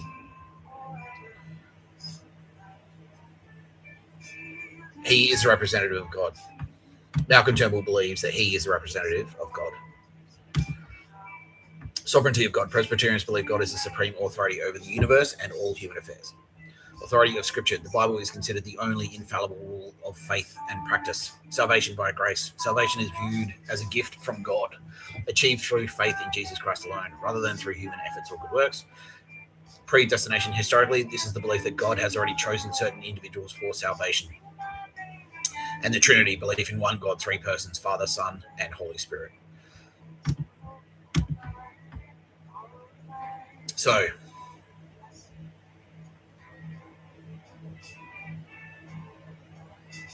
Nick Tapscott has never been baptized. Malcom Turnbull, not only has he been baptized, but he's risen through the ranks of the Presbyterian Church. He's a church leader. Nick Tapscott is an unwashed heathen.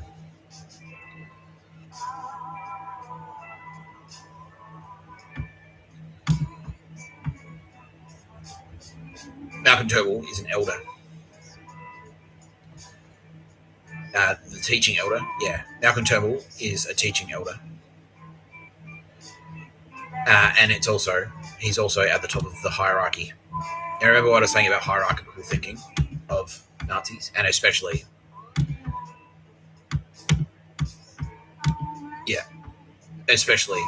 Malcom Turnbull. He's like, I haven't heard from my higher ups. No one's told me to think Nick Tapscott's cool. I haven't heard it from anyone above me. No one above me has picked up the phone and said, like, okay, Nick Tapscott is cool. And that's the only way. That's the only way. Anyone who thinks that Nick Tapscott is cool is actually going against the word of God, because Malcom Turnbull is a representative of God.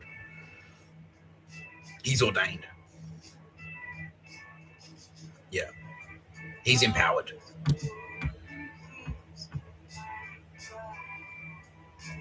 Doctrinal standards. Most Presbyterian denominations subscribe to the Westminster Confession of Faith, 1647, as a subordinate standard to the Bible, providing a clear system of their doctrines. And we're just going to...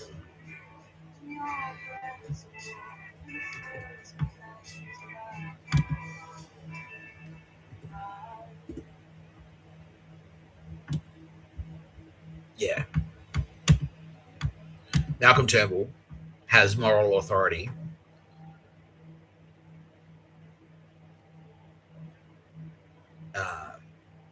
that's been handed to him by God to tell Nick Tapscott what to do, because Nick Tapscott is unbaptized.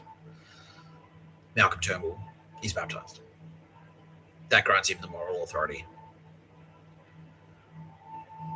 Malcom Turnbull believes he is the Son of Man. Is that what it is? Yeah. Malcom Turnbull believes he is the Son of Man. Fucking hell. Fuck you, Turnbull. Yeah.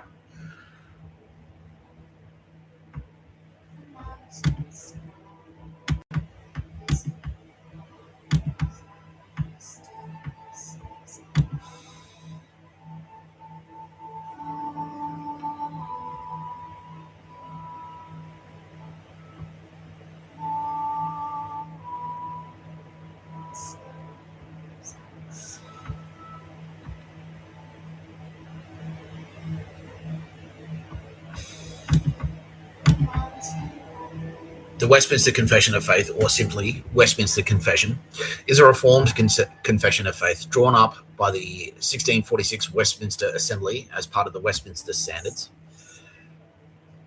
And now, the Westminster Assembly in 1646, the Westminster Assembly of Divines was a council of divines, theologians, and members of the English Parliament appointed from 1643 to 1653 to restructure the Church of England. Several Scots also attended, and the Assembly's work was adopted by the Church of Scotland.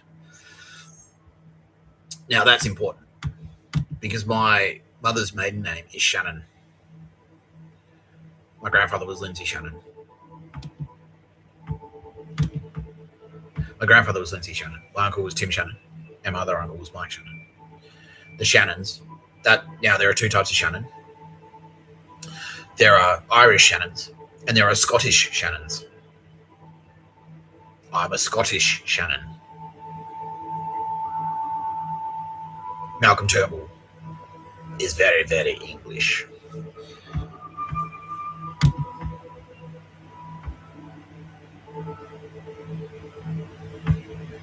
Very, very, very English.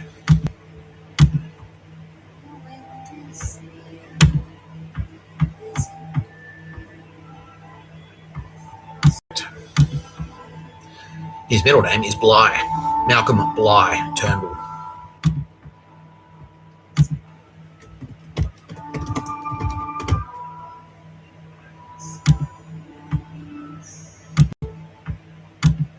He's named Malcolm Bligh Turnbull after his distant relative, William Bligh, the Navy Vice Admiral and Governor of New South Wales.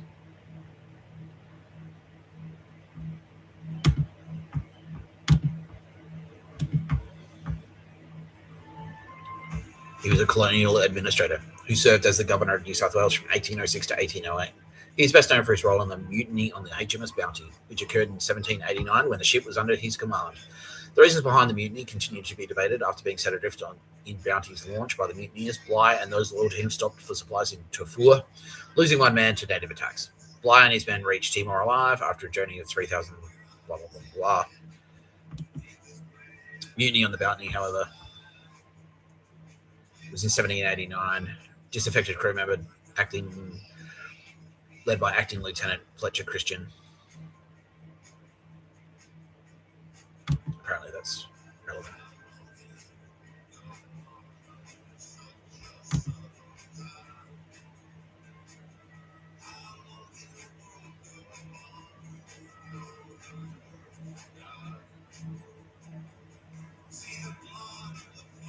Okay, we're going to do some Google Maps. Now, this is non-violent Google Maps.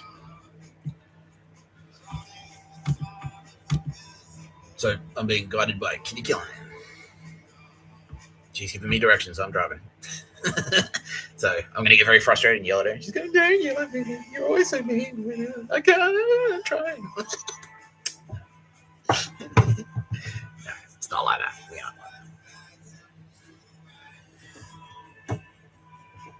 But basically, what I'm trying to get to here is that Malcolm Turnbull thinks that he's aristocracy. And he is. His family is aristocracy. My family is not aristocracy.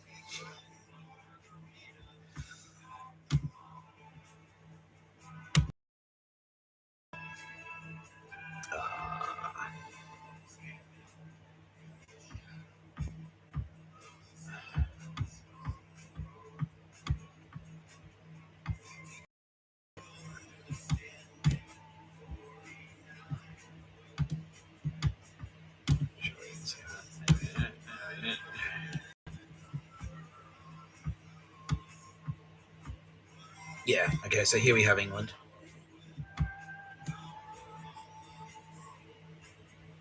Where did this guy come from? Cumberland.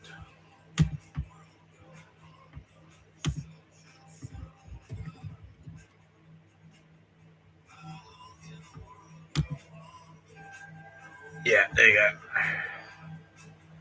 Right up the north there.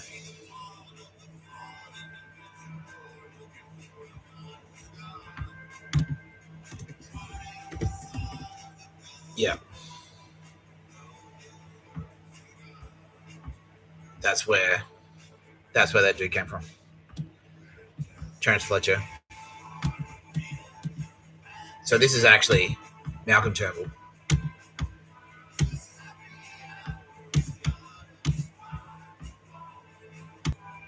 Malcom Turnbull believes that this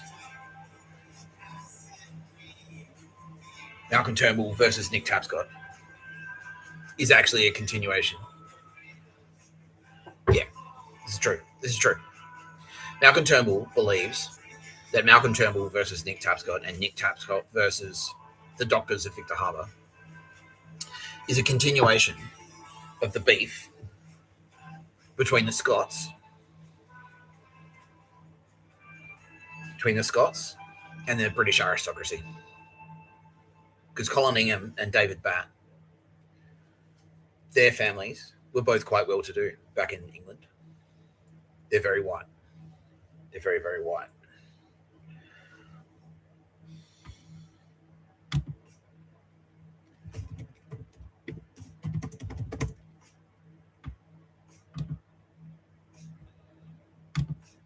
Wait.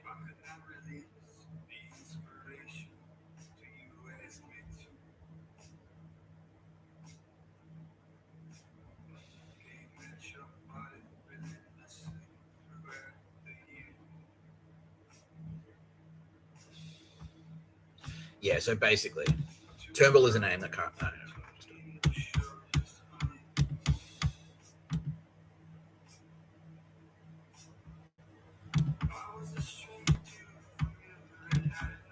Yeah.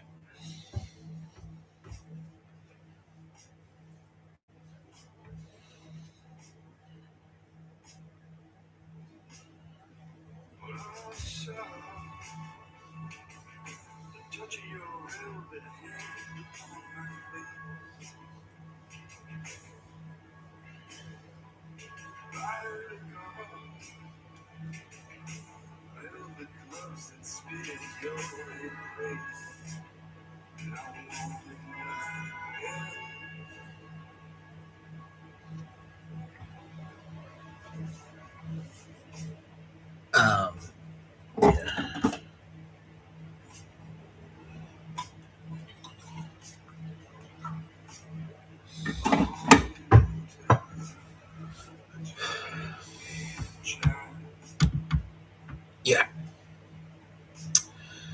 The surname Turnbull has a legendary origin in Scotland, said to come from a man named Rule who saves King Robert the Bruce from charging Bull, earning him the name Turn the Bull, and lands at Bedrule.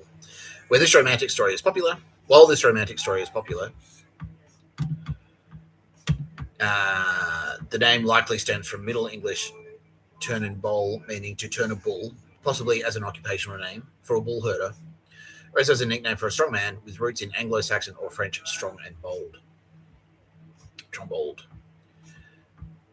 So that's the legend. But it's actually from Middle English, from turn to turn, bull, describing someone who could turn a bull or a bull herder. So basically it just means cattle salesman. Yeah, or more accurately, a slave trader. He can turn a bull. Bull is synonymous with men, like beef eaters. They're soldiers because they eat men, they consume men, they're killers. They're soldiers, they're warriors. A bull is a man, obviously. So this guy can turn a bull. He's a turn bull. He's a slave trader. Originally, yeah, their family were slave traders. Yeah. My family, however, I don't really know much about the distant origins, but the Shannons of... Okay, apparently I can Google that right now.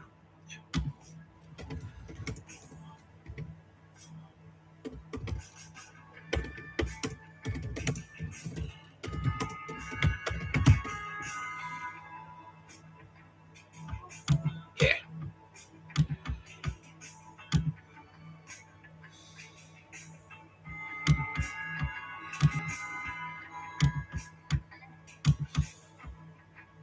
The name Shannon has both Irish and Scottish origins. Now we're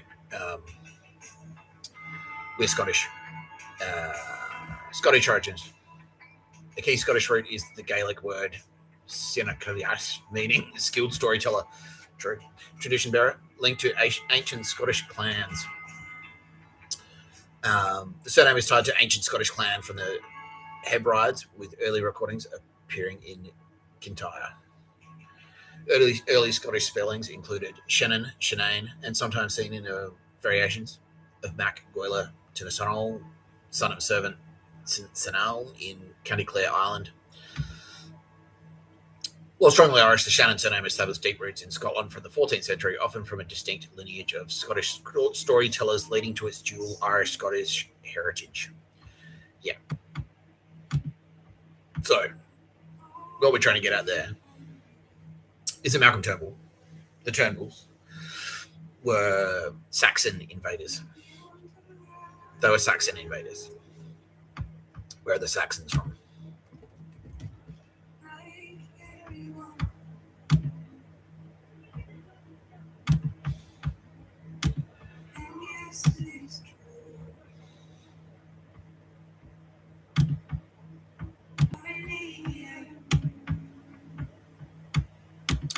The Saxons originated as a Germanic tribal confederation from the North Sea coast of modern-day northern Germany, the Netherlands, and Denmark. Oh, yeah.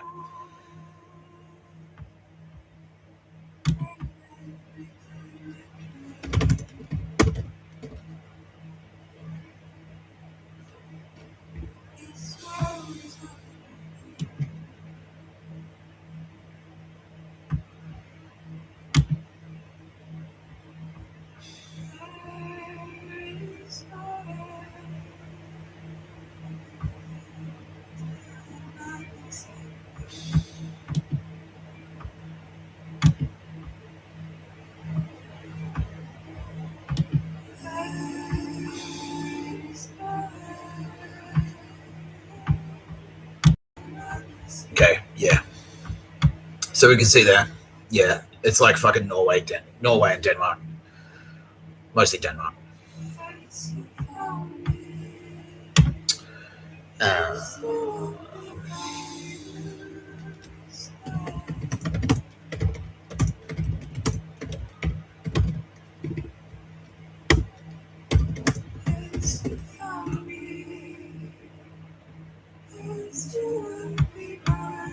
Yeah, now, the Saxons were also, yes, the Saxons were a key people within the Holy Roman Empire, forming one of its core Germanic duchies with a Saxon dynasty, the Ottonians, establishing the empire in the 10th century. Now, don't forget the Ottoman Empire is what the English and the French fought against in World War I. That's not a coincidence. Establishing the empire in the 10th century, though the HRE itself was a multi-ethnic entity incorporating Franks, Swabians, Bavarians, and others, and later becoming increasingly German. They are the Nazis. Malcom Turnbull's family, Mr Tapscott's family, the Shannons of Scotland. Now, the name Tapscott actually appeared in Middle England after the invasion of William the Conqueror. So he's the one who came in and like basically, oh, fuck you. Fuck you, Nazis. Yeah, William the Conqueror arrived. And he went up to York, but I'm getting ahead of myself. So the Saxons, it used to be just the Angles in England. And the Shannons were the Angles. And then the Saxons decided to turn up. And they attacked York. And that's where the Anglo-Saxons came from. But you always had that was Nazis. They were the fucking Nazis. They were fucking Nazis. they were the Holy Roman Empire. Nazis. Attacking England, attacking the cool storytellers. The Shannons. In Scotland. It's that same fucking fight. It is. Malcom Turnbull, his family, were Nazi slave traders. Mr Tapscott's family, cool storytellers. It's the same fucking thing. Now, all of that shit that I just went through, Malcom Turnbull also did that. He also did that. He did his research. He did his research on Mr Tapscott. He's like, who the fuck is this guy? Because at first I was just like a rapscallion. He's like, think a doctor's daughter's material, do you? Well, I'm a Rhodes Scholar. How dare he? How dare the common riffraff? The commoner, the riffraff commoner. How dare he? And that's that same fight. Captain William Bligh was Malcolm Turnbull's distant relative. The other guy who kicked him off the fucking mutiny on the Bounty was Scottish. It's the same fucking fight, and Malcolm Turnbull's like, holy shit. Yeah, now this guy, this Nick Tapscott, he looks, yeah, he's like, well, okay. That's one of the first questions he asked, actually. Yeah, it's like, and that's why. Because if you remember with the other video, it's like, no, they, like, I put a t-shirt in the wash and it had Christ rotting corpse. And they're like, oh, you can't have that. You can't wear that around. It's like, that's why I don't. That's why I don't. Yeah, but that was the thing. Because, and that's what they weren't telling me. And that's why I couldn't get a straight answer out of them. It was like, oh, he's not baptized. He is not baptized. His family aren't Christian. Malcolm Turnbull makes calls. He's like, did you know? And it's a Christian school. Yeah, did you know, Mr. Lamb, that guy, he's from Victor, considers himself a bit of a ladies' man, thinks he's doctor's daughter material, and also isn't baptized. Now, I'm a Presbyterian. I have the moral authority granted to me by God, to impress his will upon the people, upon the region, the entire nation. Yeah, and like that's why he's like, well, I've been elected. Yeah, I'm rich for a reason. This is his thinking. He's like, I'm rich for a reason. I'm smart for a reason. Yeah, and like, yeah, it's this shit. Yeah.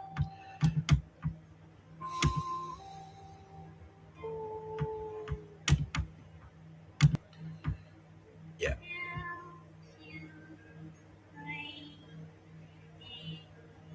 Core theological beliefs. Predestination. Historically, this is the belief that God has already chosen certain individuals for salvation. Yeah, so that's what he thinks. He's like, right, I'm rich for a reason. I was born into privilege for a reason.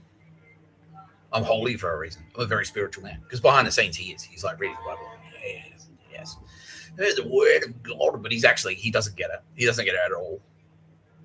And he's mostly just reading the Paul the Apostle dog shit, the Nazi propaganda. He's reading that. He's reading and rereading that.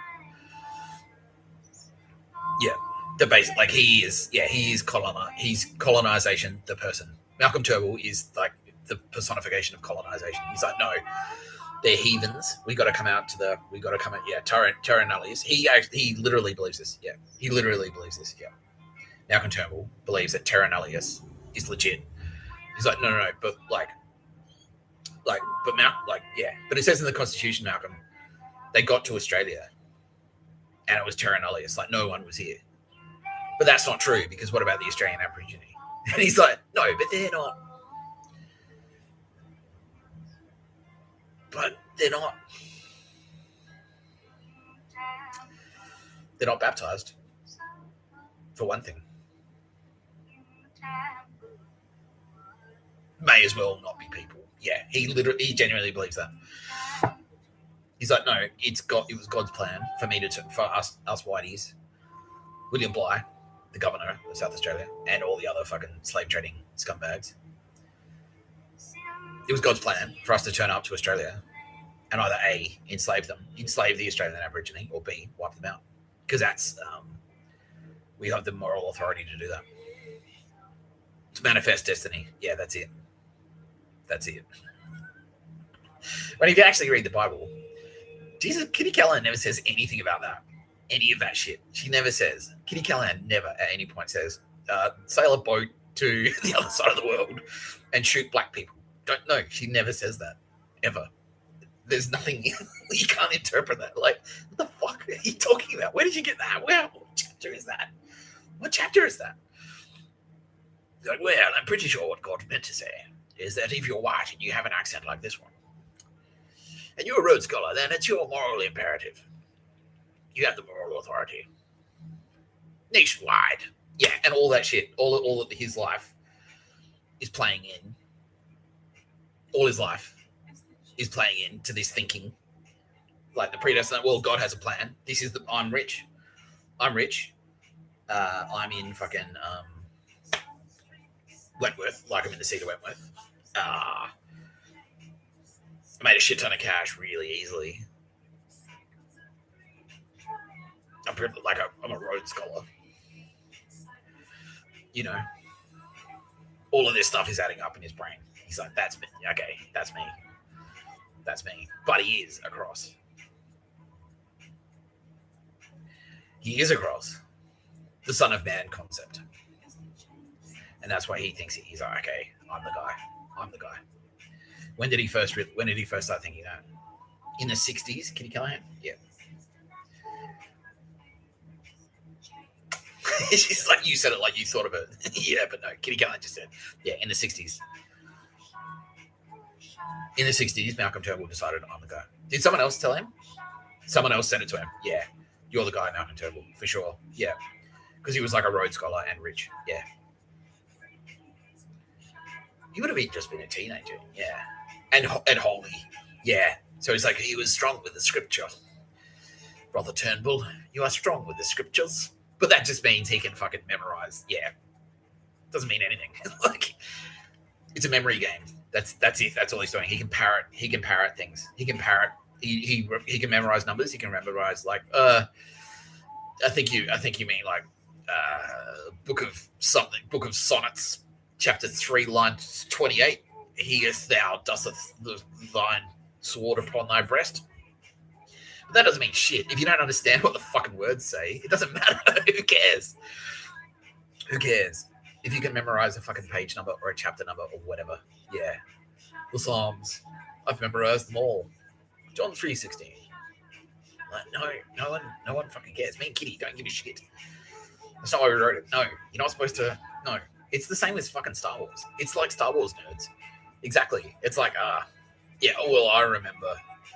I know the name of the costume designer's little sister, of the guy who made Darth Vader's mask.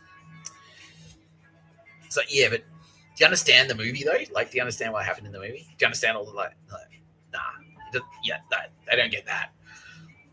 But they can memorize facts, and that's him. Yeah, and so someone in church is like, oh, the scripture is strong with you, Malcolm, young Malcom Turnbull. Scripture is strong with you. Now, but Malcom Turnbull, he's also getting his head cooked. So he's getting his head cooked by his family because his dad is the same. His dad is like a gangster fucking property investor. He's distantly, and he's like, your family line has been in Australia for hundreds of years. It's our moral imperitude. That's a word we just made up. To manage Australia in the way God intended, and that is buy all the land and kill everyone that isn't white.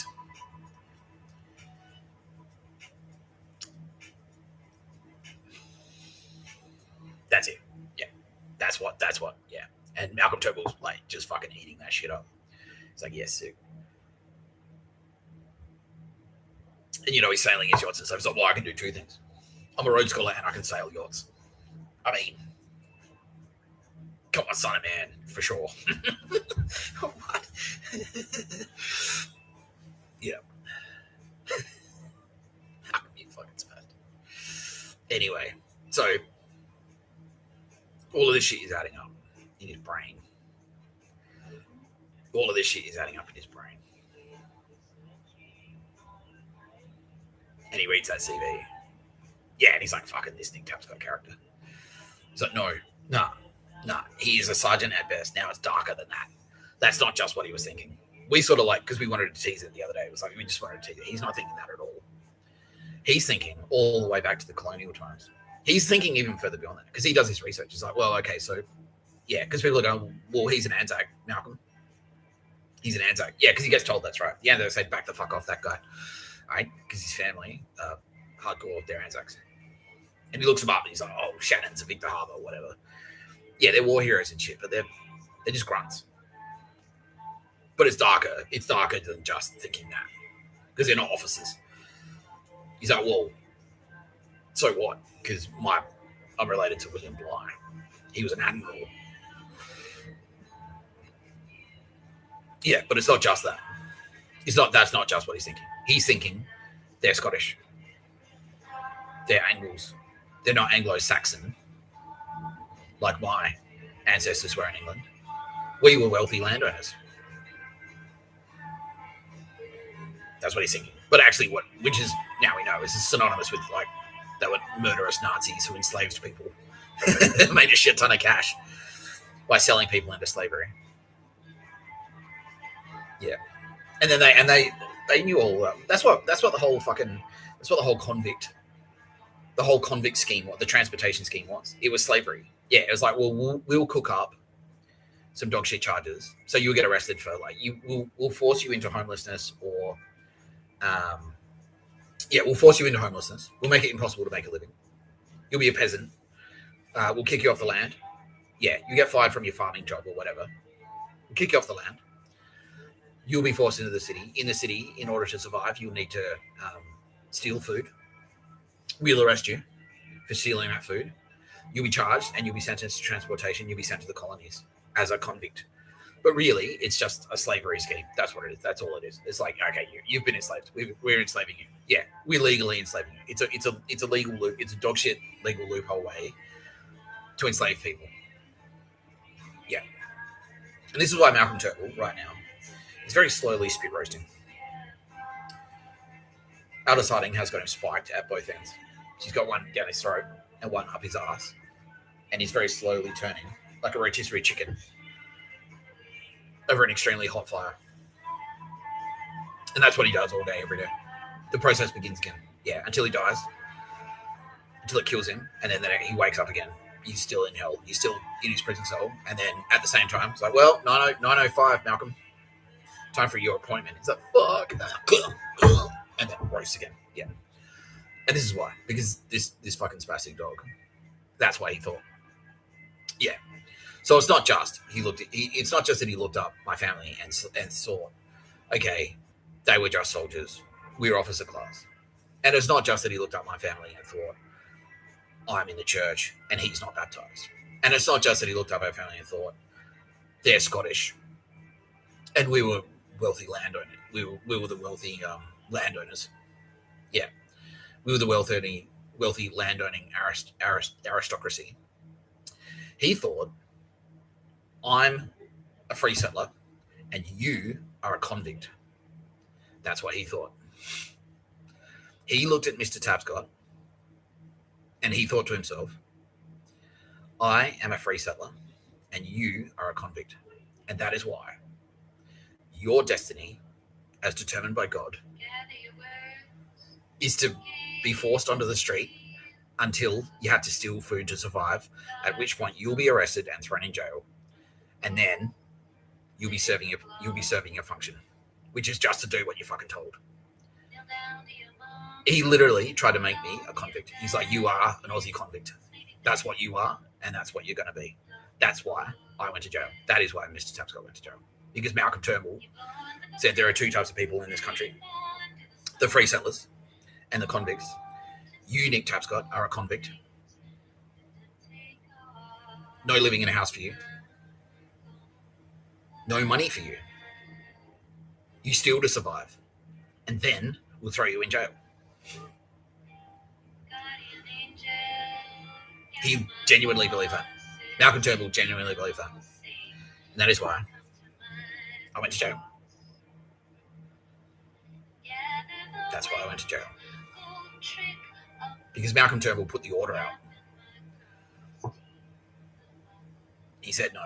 Yeah, because he's in the SAS. The most prestigious military organization there is. He put the order out. Anyone aids Nick Tapscott will be aiding. Yeah, this is before I was convicted of anything. We'll be aiding a criminal, and you will be treated as such. You'll be treated as a traitor, and we'll kill you.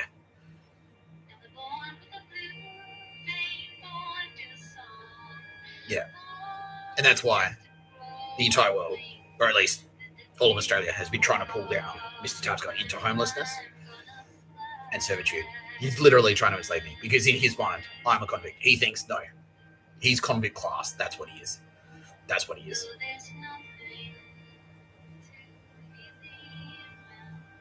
So what we had to, and yeah, the reason we had to play along is because I jumped the gun. Because if I hadn't have written that letter to Meredith,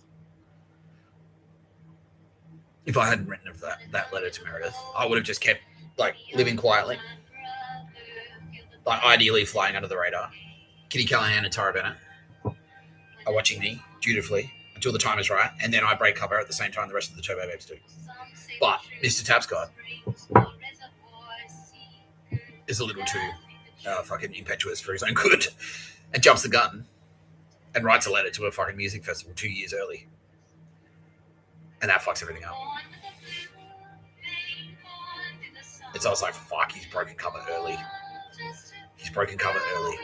Because Malcom Turnbull, he's like, because he's hearing all the rumors. And he's already convinced himself that he's the son of man. And that's why he's doing shit like, so that was in the 60s. In the 80s, that's why he's fucking around with Mr. Tapscott. Because he's reading the scripture that says, Jesus said when the Son of Man gets here, he's going to fuck shit up and blah, blah, blah. He's going to tell you what's right and wrong, and he's going to, like, put sinners in their place and all that shit. So he's like, well, I'm the Son of Man. Why wait? That's me. That's my moral authority. Yeah, I have the authority of the Son of Man. I am the Son of Man. And no one's disagreeing with him. So that's why he's like, well, I can fuck around with people. Yeah, because I'm just exercising my authority as the Son of Man. That's Malcom Turnbull. Yeah. So, but he's hearing all the other rumors like, well, maybe Nick Tapscott's the Son of Man now, because like he keeps doing stuff that makes him fucking famous and shit. And he's got a budget of zero, and you've got a budget of fucking hundreds of millions of dollars, and you're just an MP. Like, he's got nothing. Like, he's on the bare bones of ours. He's trying to be private. He's trying to not be famous, but he keeps accidentally doing things that make him fucking super famous. Have you ever danced at a music festival? Malcolm. Because Nick Tapscott did it. He just went to a music festival. And it's all the same arguments that I've been saying. It's like, I'm fucking... Okay, there are 10,000 people at that music festival. Obviously, it's a music festival. There's going to be dancing. Let's assume it's 50-50. Let's assume it's a 50-50 split, right? So you've got 5,000 men and 5,000 women. And 1 in 5,000 men at a music festival who dances at a music festival. But when I do it, I'm not the first person to put jokes on a CV. But when I do it, yeah, I'm not the first person to take legal action against a fucking employer. It wasn't even like super high profile. It's not like I was like, okay, yeah. It's not like fucking, Aaron Brockovich is like, well, a class action. Like, you poisoned my family, and now I need a $1 billion payout. No, it's nothing like that. Like, I didn't take down a fucking massive oil giant. It's just like a dude or one guy suing a tiny cafe. And not even for money. For just like a letter that says, I'm sorry, I fucked up. Yeah.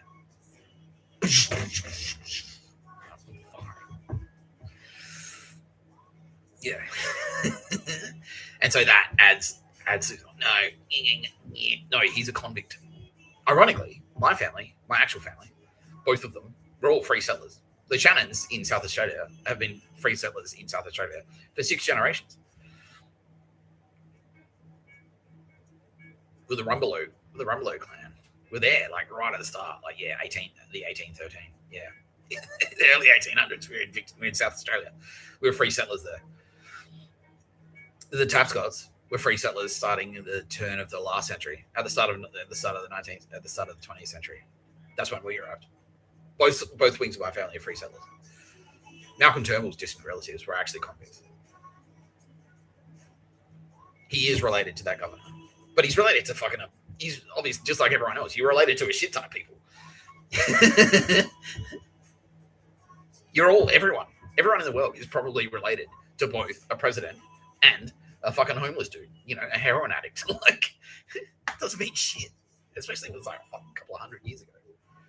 But he's been cooked. He's been cooked by this propaganda. Now it gets darker, apparently. Yeah. Because that's the question I asked. It was like, well, why can't we just, because we've told everyone else to just fuck off. I've been saying just fuck off to everyone. And that's part of the Mr. Tapscott power. That's the Son of Man power. He's like, I can tell people to fuck off, and they can't kill me. So why didn't we just tell Malcom Turnbull to fuck off? And that's because, and this is going to like piss a lot of people off. That's because now, and I've already, we've established on the, so there are, and I've explained about the factions of the SAS. So you've got the boomer faction of the SAS. They're the old school. Yeah. They're the old school. They're the baby boomers. And then you've got the new school faction. The new school faction of the SAS, that's the advertising. That's all the monkeys. That's the advertising agency. Like the monkeys, the agency, not like literal, like, that's not derogatory. That's not a pejorative. Yeah. It's like there was an advertising agency called the Monkeys, which is now known as Droga 5. Yeah.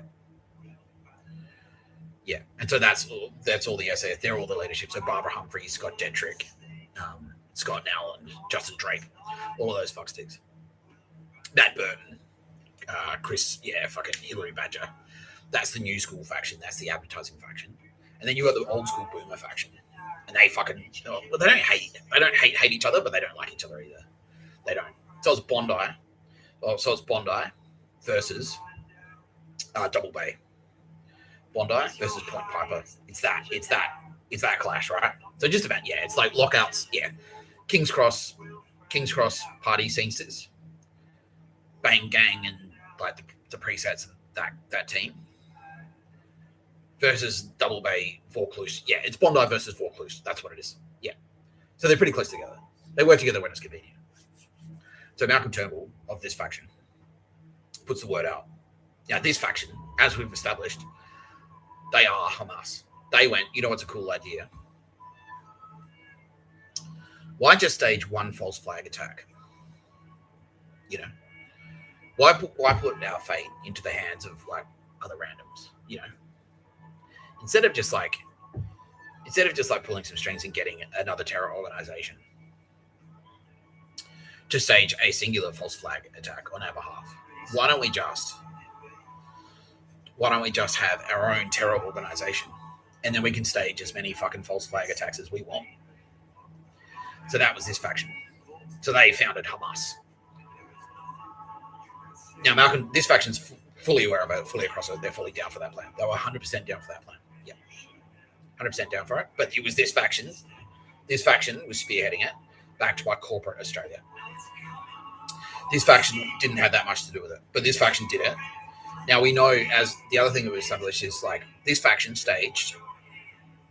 They are Hamas, and they're the ones who carried out the October 7 attacks. That's this faction of the Australian SAS. That's the advertising faction. That's the Bondi faction, and they did that when Mr Tapscott got an apartment in Elizabeth Bay and a high-paying job. I was making $3,000 a week. Yeah, that's what that faction did. Now, they did that because this faction, Malcom Turnbull said, Nick Tapscott, at the end of 2021, when the rumours went around, that Nick Tapscott does indeed have space powers. And Nick Tapscott's walking around. And Nick Tapscott, like, he's let the cat out of the bag with the fucking... with the letter to Meredith, and everyone's like, fuck, that's the guy for sure. And then everyone's like, all the intelligence agencies are lighting up around the world. And now it's not just me and my people saying it. It's not just locals saying it. It's DARPA. It's like, no, that's him. That's definitely him, and we own him. Yeah. And it's fucking MI6. No, that's him. That's the guy. We own him. We own him. Yeah, he works for us. And a CIA. No, we own him. He's ours. This is the White House. Skull and Bones. We own him. He belongs to us. Yeah. At that stage... this faction, the Boomer faction, the Malcom Turnbull faction, Malcom Turnbull said, Nick Tapscott is a convict. No, Nick Tapscott is a convict. There are two types of people. There are two types of people in Australia. There's the free settlers and there are the convicts. Nick Tapscott is a convict. Yeah. Partially motivated by jealousy. And he's partially motivated by the fact that he actually believes that and he's a fucking spastic dog. And that's why. He's suffering horribly in hell right now. Yeah. Yeah. Yeah, he's a convict. Malcom Turnbull put the word out. He is a convict. If he earns money, the SAS will act. because that's the path of the convict, as I just established. You're forced into homelessness. Once you're on the street, you have to commit crimes to survive because you don't have any money. You have to steal food. Once you start stealing food, you get arrested for that. Then you're in the prison system. Once you're in the prison system, they own you. They can do whatever the fuck they want with you. They can transport you. They literally do. That's why they were shuffling me around, jail to jail. They were transporting me. That's his thinking. He's like, no, it's transportation. It's exactly the way Australia was founded. It was transportation. Yeah, we transport. He was sentenced to transportation. Yeah, that's Malcom Turnbull. He did that. So he puts the word out at the end of 2021, and that's why my sister was getting fucking expensive presents and shit while I was getting. Oh, and I got sent. Yeah, he didn't have anything. No, that was Naruhito. But like, yeah, he was like, no, don't give him any money. That's the end of his career. That's it. That's the end of his career. He never earns $1 again. Yeah, he'll never earn $1 again. Yeah. Yeah. Because that's his destiny. That's God's That's God's plan for him. Yeah. And also, it's baked in, like, because he's been tricked by the propaganda that says Jesus was a poor cunt. Yeah. Even though he thought he was the son of man, but he's also like a fucking nearly a billionaire. Yeah. Fucking fuck still. Yeah. Yeah, so he puts the word out. Nick Tapscott is not to earn any money. He is to be a homeless guy. That's it. That's it. And if he goes against our wishes, he will elicit a very violent reaction. Malcom Turnbull was the one that said, and again, based on my thinking, when I because that was the thing at the 2017, Malcom Turnbull was Prime Minister at this time. In 2017, when I fucking wrecked that music festival, because that was him that gave the order to fucking pull me down.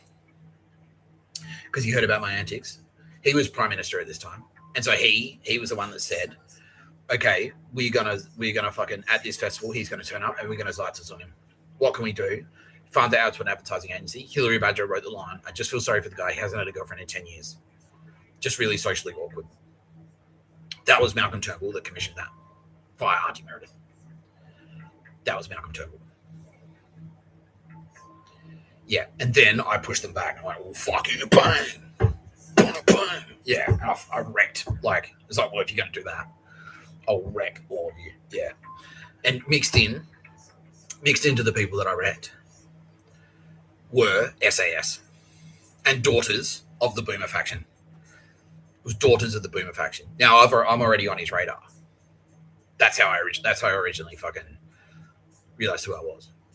Because doctors is like, our daughters want to fuck him. We hate him. And now again, we're in a situation. He's poked me and I've fucking come back 10 times harder.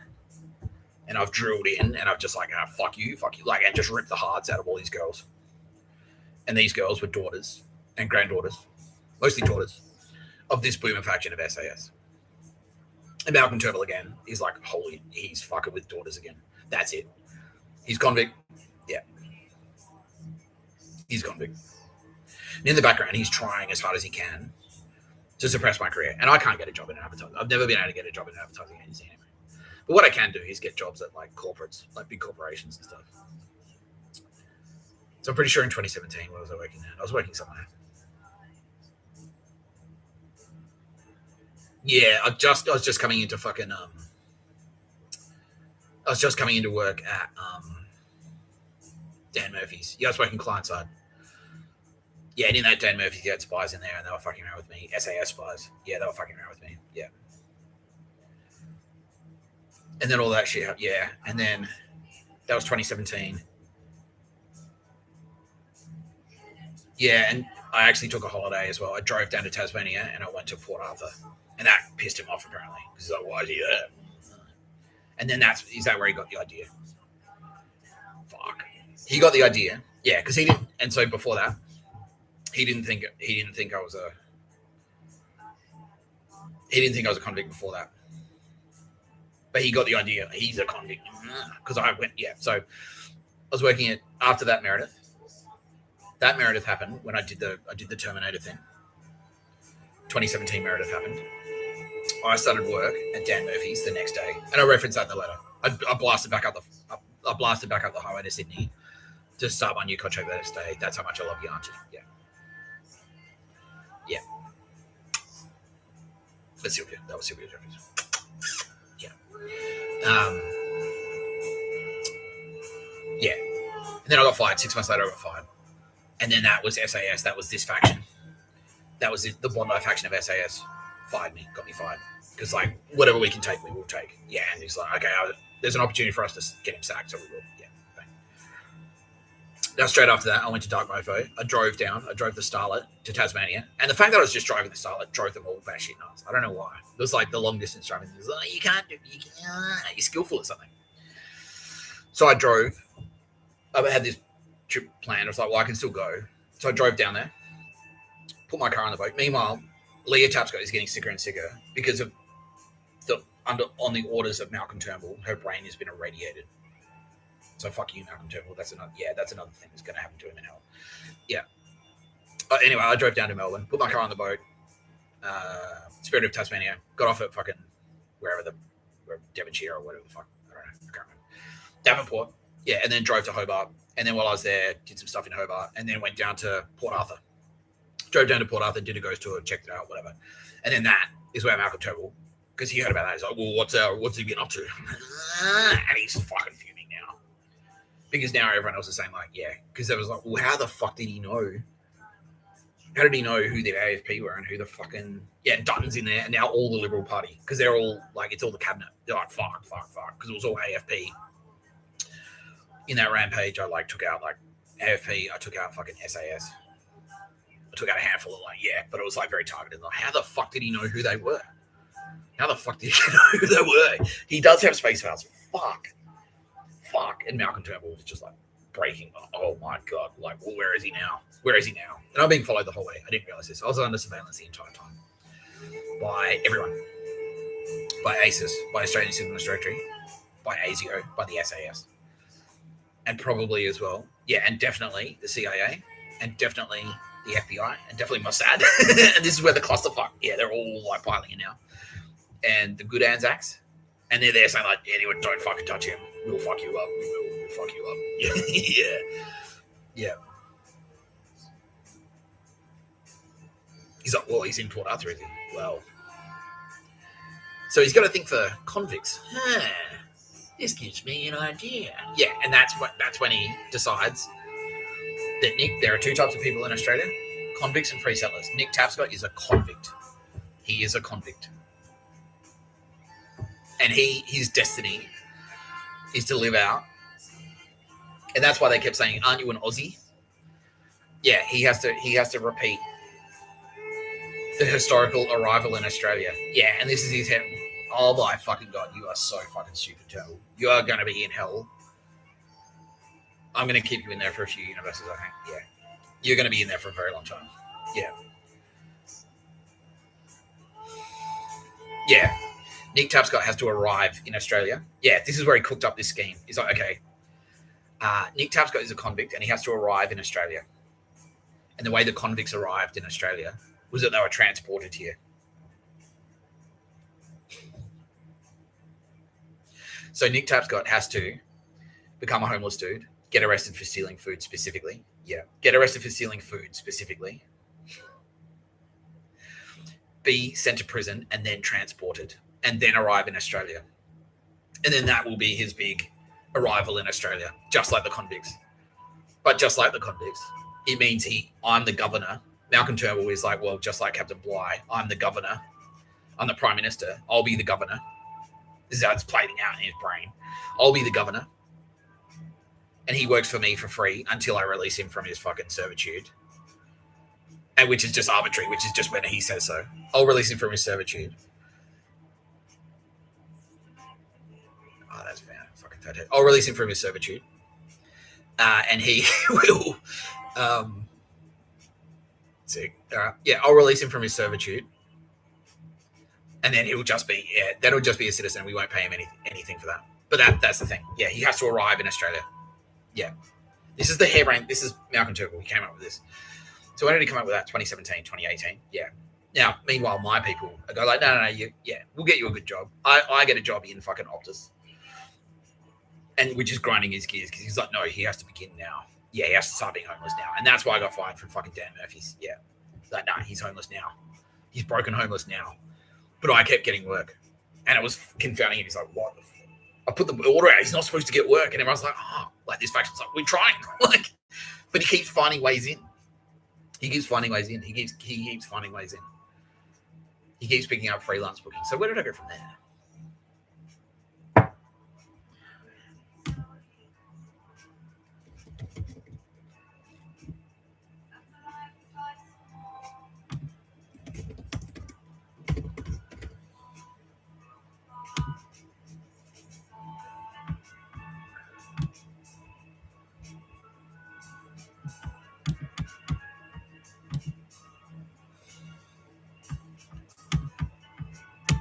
Yeah, KO.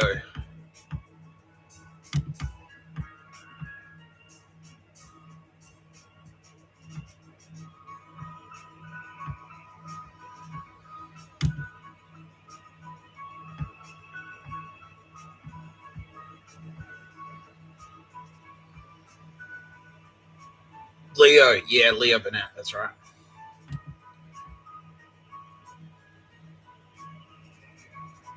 Yeah. So I went to Leo Burnett. Straight after that Tasmania trip, I went to Leo Burnett for 3 months. 2 months or 3 months. It was in Melbourne. So the Melbourne faction were happy. Malcom Turnbull was fucking spitting.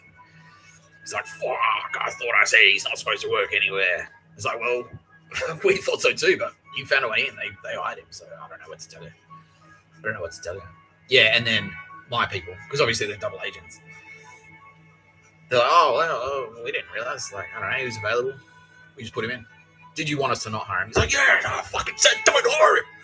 Don't hire him. Yeah, because now he's like all this shit is in his brain. I can write, yeah, and it's cooked in as well with the fact that he's reading my writing and I've been writing stories. Yeah. And so this is him. I can write a fucking story. I can write a story. I'll write a story with you as the main character, Nick Tapscott. You're a convict. You're a convict and I'm the governor. Yeah, this is him. This is fucking legitimately Malcolm Turnbull, the Prime Minister of Australia. As opposed to, hey, Nick.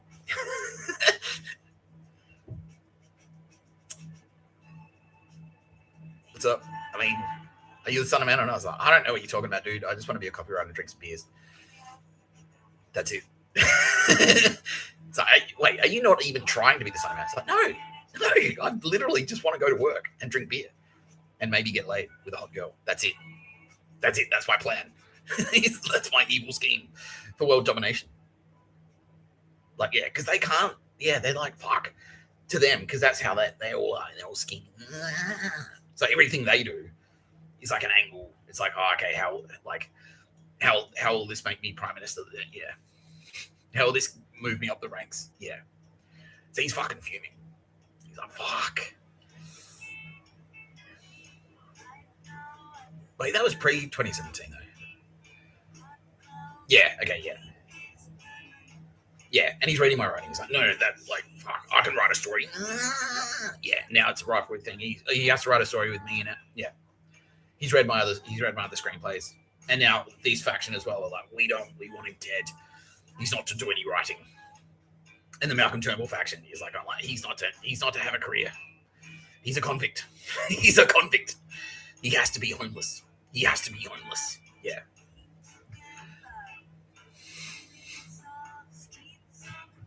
Spastic. So, yeah, I go to Leo straight up to Dan Murphy's. Get fired from there as well. Because for taking a phone call that says like, would you like to move back to Sydney? I say yes.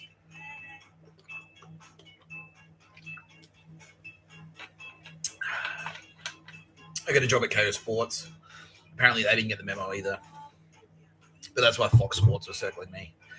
Yeah, because Julian Ogren is Opus Dei / ASIS. And that's a different faction altogether from SAS. They don't actually like SAS. Yeah. And so he's like, well, we'll hire him. Yeah. And so they're actually like, well, this is a victory over the SAS because he works for us and not you. Yeah. But Ogren was a cunt. Anyway, I'm like, well, you're a spastic too, though. You fucking fuckstick. Yeah. Yeah, and this is why as well, no one's talking to me. Like, yeah, because that was Ogren's thing. He talked to everyone else in the office except me. I'm like, have I done something? What? But it's just because, like, fucking so many people wanted to kill me that I had no idea about. So many people wanted to kill me. And then that was in 2018. So that was straight up, yeah, the 2017. No, how the fuck? There must have been. Yeah, no, so I did work at Leo's after that, Meredith. Yeah, and then the 2018 Meredith, I just didn't turn up. And then that fucked. Yeah, because Malcom was like, well, next time, when he turns up to the next one, we've got some surprises in store for him then. What was he planning? What was he planning to do? Could he kill him? Like, get me bashed or something? Like, yeah. He's going to get me bashed. Maybe kidnapped. Murder me? Nah, he wasn't going to murder me. He was just going to bash me. Yeah. Maybe, nah, just bashed. Yeah. Get teeth knocked out. Yeah. To give me the convict look. Yeah, exactly. It's like, no, he needs to, yeah, he's a convict. He needs to start looking like a jail dude. He needs to get his teeth knocked out so he won't be so pretty. Yeah. Yeah. And then I didn't turn up. I was like, nah, fuck you. Fuck you. Because of everything that's in the letter. It's like, nah, like, yeah. I turn up, like, if I'm going to pay $400 for a fucking ticket and then spend, you know, $1,500 on transport and drugs and fucking alcohol, I'm doing that for me. If you want me to come there to entertain you, you need to let me in for free. I'm not paying all of it. Yeah. So fuck you. Yeah. But I didn't say that the letter, because I wrote the letter like a few years later. But I just didn't turn up. I was like, no, I'm not going. I had a bad time, and it's not worth it. Yeah, I had a bad time. In 2017, I had a bad time. It's not worth the money, and no, I'll do something else instead. I'll just go to another rave. Yeah. And it's like, fuck, because I outsmarted him. He's like, fuck. Meanwhile, in the party room, the Dutton faction, like, yeah, the other factions, yeah, are now, like, because now they know. Because the Liberal Party, they're all fucking snaking each other constantly. It's Game of Thrones. They all fucking hate each other. They're all fucking slamming cunts, right? And they're all trying to, like, work their way up the ladder constantly. They're all sniping each other. And so Malcom Turnbull was PM. And he's the leader of the Liberal Party. And now all these factional enemies are taking aim. And they know that this is something that fucking winds him up. And so now you've got pro-Tapscott factions within the Liberal Party, but it's just because they just want to take an opposing view to Malcom Turnbull. They don't actually give a shit about Nick Tapscott at all. They just know it's like, wait, what does Malcom Turnbull think? Oh, he hates Nick Tapscott. Well, then I like him. I like Nick Tapscott because they just want to be oppositional. That's it. They just want to be oppositional. But it's turned into a thing. So now Scott Morrison, is a pro-Tapscott campaigner. Yeah, ScoMo is pro-Tapscott. But all of them are on board. No, Nick Tapscott is a convict. Like, we're all agreed on that, right? Yeah, he's a convict. Yeah, oh, yeah. He's a convict with the governors. Yeah. What? But you've got pro-Tapscott and then anti-Tapscott. And he's like, fuck, how does he keep working? How does he keep getting jobs? A, how does he keep finding work? And B, how did he know not to turn up to that fucking Meredith? And I was like, it's just like, dude, it's that simple. Like, that last Meredith, I don't go to Meredith for political intrigue. I don't go there to fight the Liberal Party. I go there to get wasted and fucking get loose and boogie. Like, that's it. I just want to go on a drug bender. That was my yearly drug bender. Aside from that, like, the rest of the year, I wouldn't touch anything. Wouldn't do coke. I wouldn't do fucking speed. Wouldn't really even smoke weed. But that weekend, I would just go down there and go, oh, yeah, party time, woo! And then I'd go on a fucking bender, and then that'd be it until next year. That's it. That was it. That was it. That was the thinking. Yeah. I was like, well, if it's going to be a shit time, no, I'm not paying for that. Fuck that. I don't want my, yeah, you're harshing my fucking buzz. You're harshing my mellow. Just trying to get high. That's it. They're like, oh, what's the angle? Oh, it's a strategic genius. Oh, it's straight out of Sun Tzu. Oh, is it Machiavelli the Prince? No, it's none of this shit. Fuck. Talk about overthinking. Fucking hell. Oh, I see. A cunning move from my fear, my hated opponent. Like, no, what? No. It's like, no. Idiots. You're so stupid. And they're reading the Bible and she's like, oh, yeah, it's in there. And the festival of the moons will be skipped upon the third. Like, nah. Unless it is actually in there, kitty. Like, yeah, it is. What?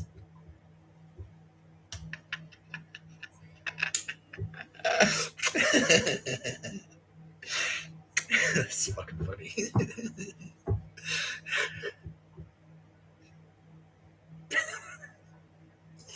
Yeah. It's like, I don't know, like I go to the drive-through. So I'm just gonna, yeah, I've said this. It's like, yeah, it's like you go to McDonald's. Like, this is the dog shit fan. This is what it does to their brains. It cook their fucking brain. You go, yeah, can I get the double cheeseburger, please, like large meal, and also can I get Coke for the drink, and just a 30-cent cone as well. Oh, no, strawberry sundae. It's like, I see. He's saying he wants to get laid, and also the Iranians are on his tail. And it's the third quarter of the football will be when the bomber is going to strike. Like, what? No, what? No, I just want a fucking cheeseburger. You fucking retarded. Like, what the fuck? What the fuck? No, everyone thinks in this military fucking, like, you know, like, dog shit risk board game. Like, what is this strategy? Like,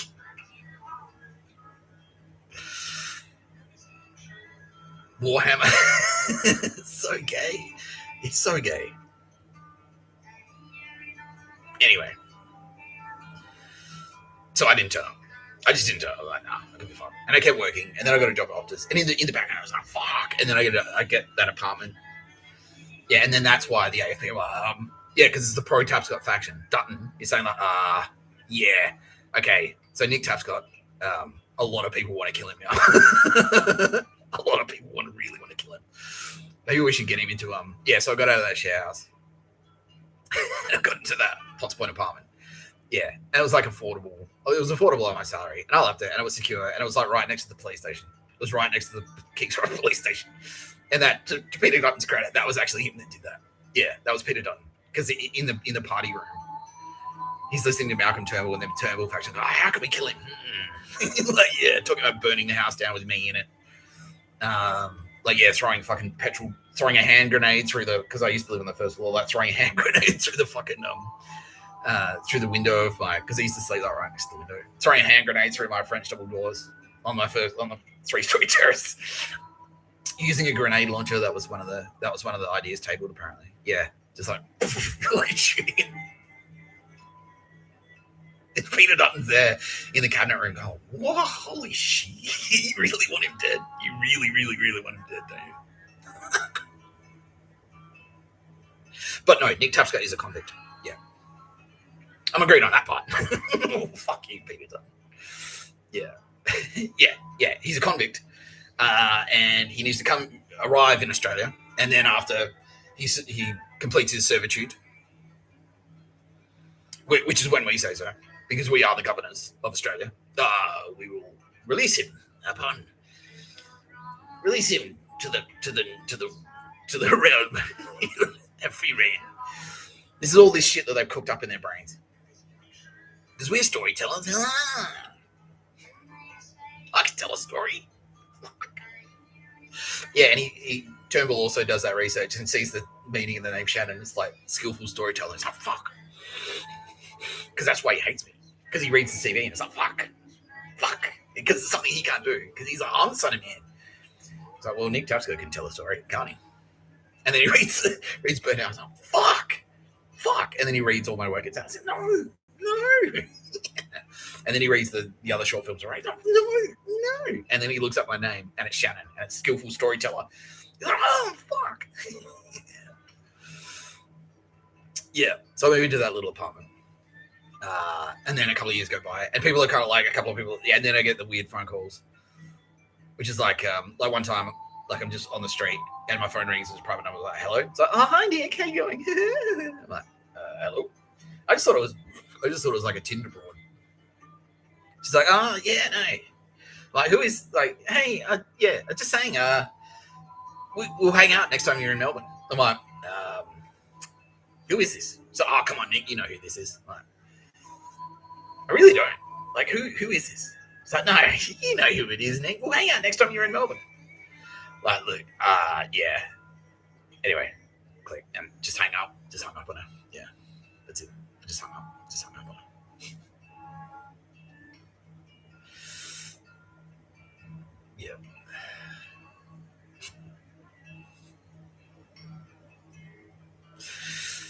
Yeah, and then all the other weird phone calls like, I'll learn yoga, and then Dan Lacaze is in a meeting at Optus, and meanwhile my work at Optus is getting up, and everyone is like, oh fuck, because this is flying directly in the face of the Prime Minister of Australia. And in the meantime, and that's why I actually it was part of the cause of the spill. Like, this is what got Malcom Turnbull kicked from the Prime Ministership. Yeah.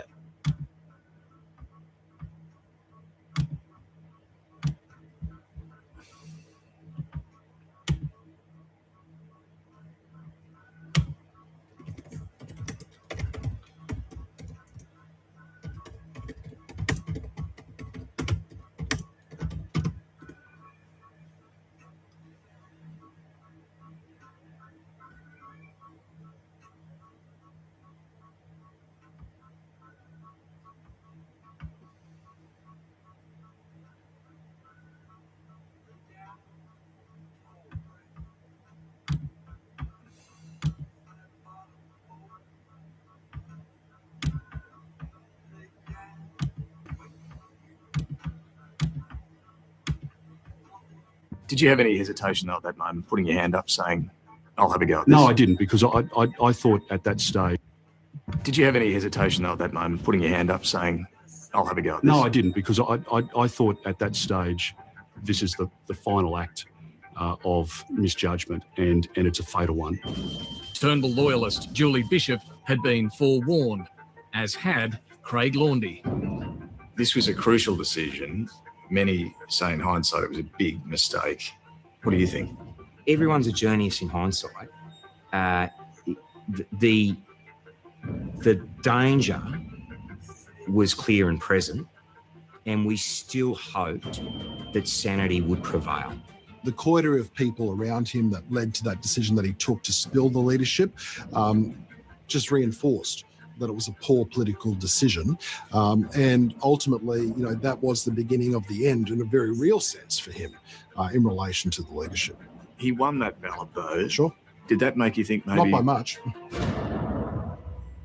The Liberals were deeply divided. The vote not what the PM expected.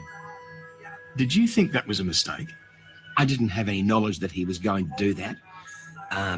But the history tells us that by the end of the week, the motions had begun early, and by the end of that week, he was no longer the Prime Minister.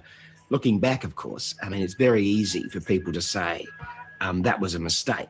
The result of that ballot was Malcom Turnbull was elected leader of the Liberal Party by a margin of 48 votes to 35, with Peter Dutton as the other candidate. Yeah, so the Dutton faction. So part of that that leadership spill was actually, in part, not in full, because obviously it's politics. Like, you've always got enemies, but part of that leadership spill was actually motivated by Mr Tapscott, because Peter Dutton's faction. Peter Dutton had a faction saying like, Nick Tapscott's a fucking badass. And ScoMo, yeah. So you had ScoMo, you had Dutton, you had Frydenberg, you had that faction.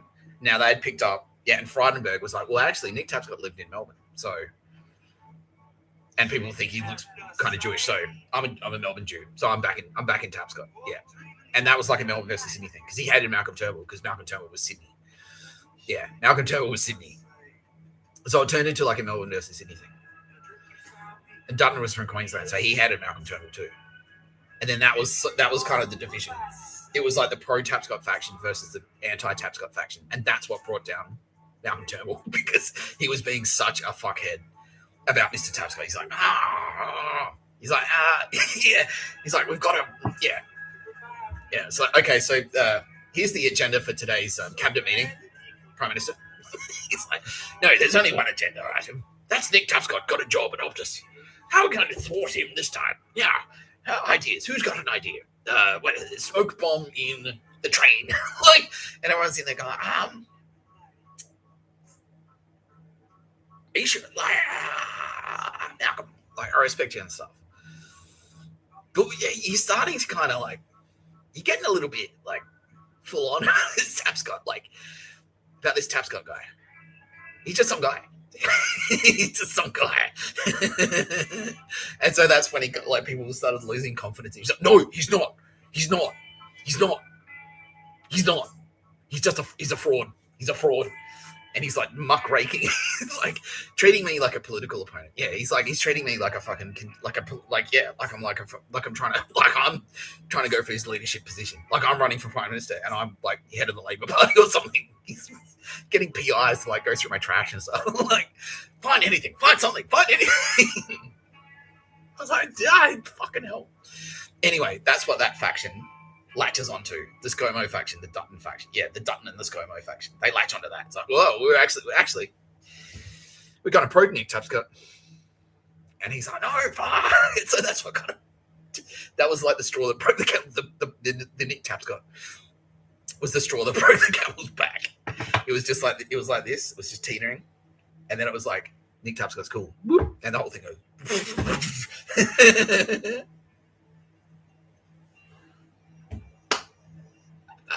Fuck. Unbelievable. Unbelievable. I'm only finding this out now. Yeah. This is real time. This is real time. This is realizing things in real time.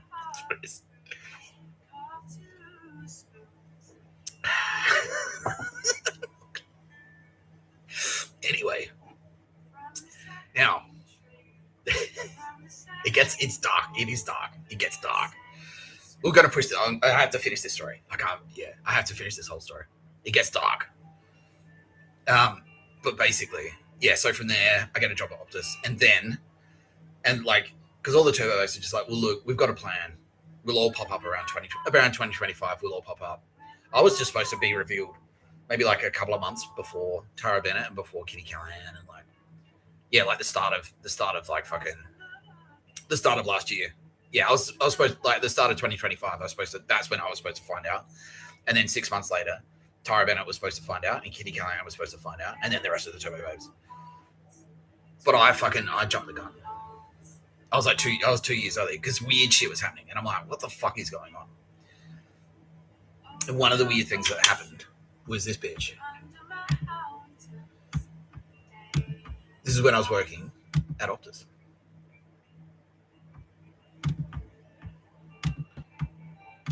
Yeah. Leonie Tillman makes contact through a mutual acquaintance, and suddenly she wants advice on copywriting, and she wants to hang out like once a week. She's got a partner called Tristan. Can't remember his last name, but her partner Tristan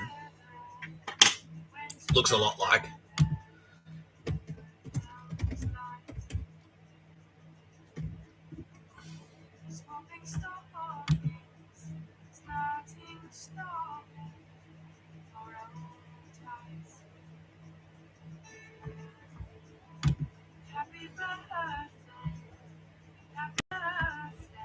this guy. That's Alex Turnbull, Malcom Turnbull's son. So we've got Leonie Tillman and her partner Tristan. So that's Leonie Tillman. And this is Lucy Turnbull. No, Daisy Turnbull. Oops.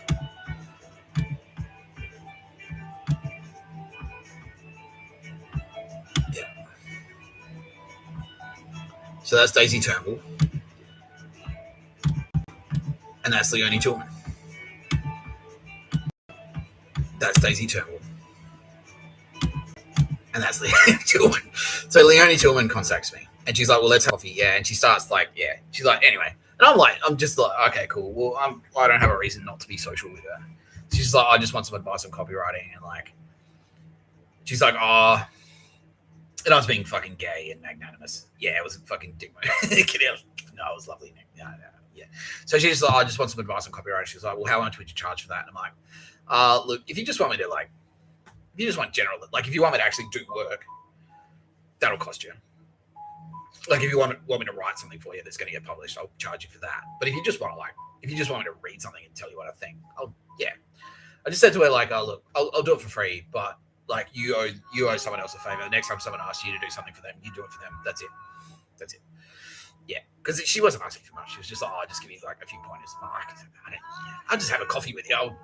You don't need to pay me to have a coffee with you. That's fine.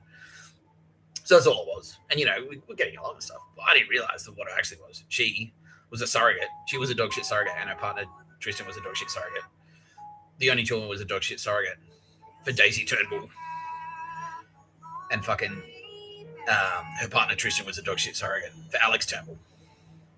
Malcom Turnbull's kids. Because Malcom Turnbull has sent his kids in. Because he's like, okay, I can't do this through official channels. Because he'd just been booted. He just lost his fucking prime ministership over it. Yeah. Because I was like, dude, you're too fucking obsessed with this Mr Tapscott character, all right? Just tone it the fuck down. And he's like, no. And he couldn't let it go. And so he lost his fucking job. He got sacked. That's what triggered the leadership spill. So fuck. How can I get to him? So he sends in these two dog shit surrogates who are connected like through the Sydney theatre scene, because they're all like fucking, they're Sydney fucking socialites or whatever. Yeah, they're connected through the Sydney theatre scene. It's all private school. They're all like weird, creepy religious losers. Like, they're gross. Yeah, kitty cars like that. You didn't have to kiss for them, but yeah. But yeah, they're weird, creepy religious losers. So Malcom Turnbull's got all these weird fucking ideas. Like, he's like, Presbyterian. It's God's mandate that I'm the son of man. I am the son of man. Also, it's strongly suspected that he's a pedophile. It's well known. Christopher Pine.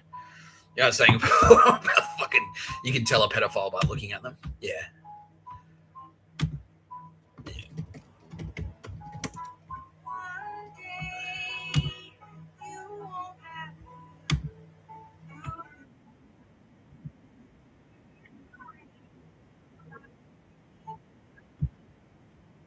From the back.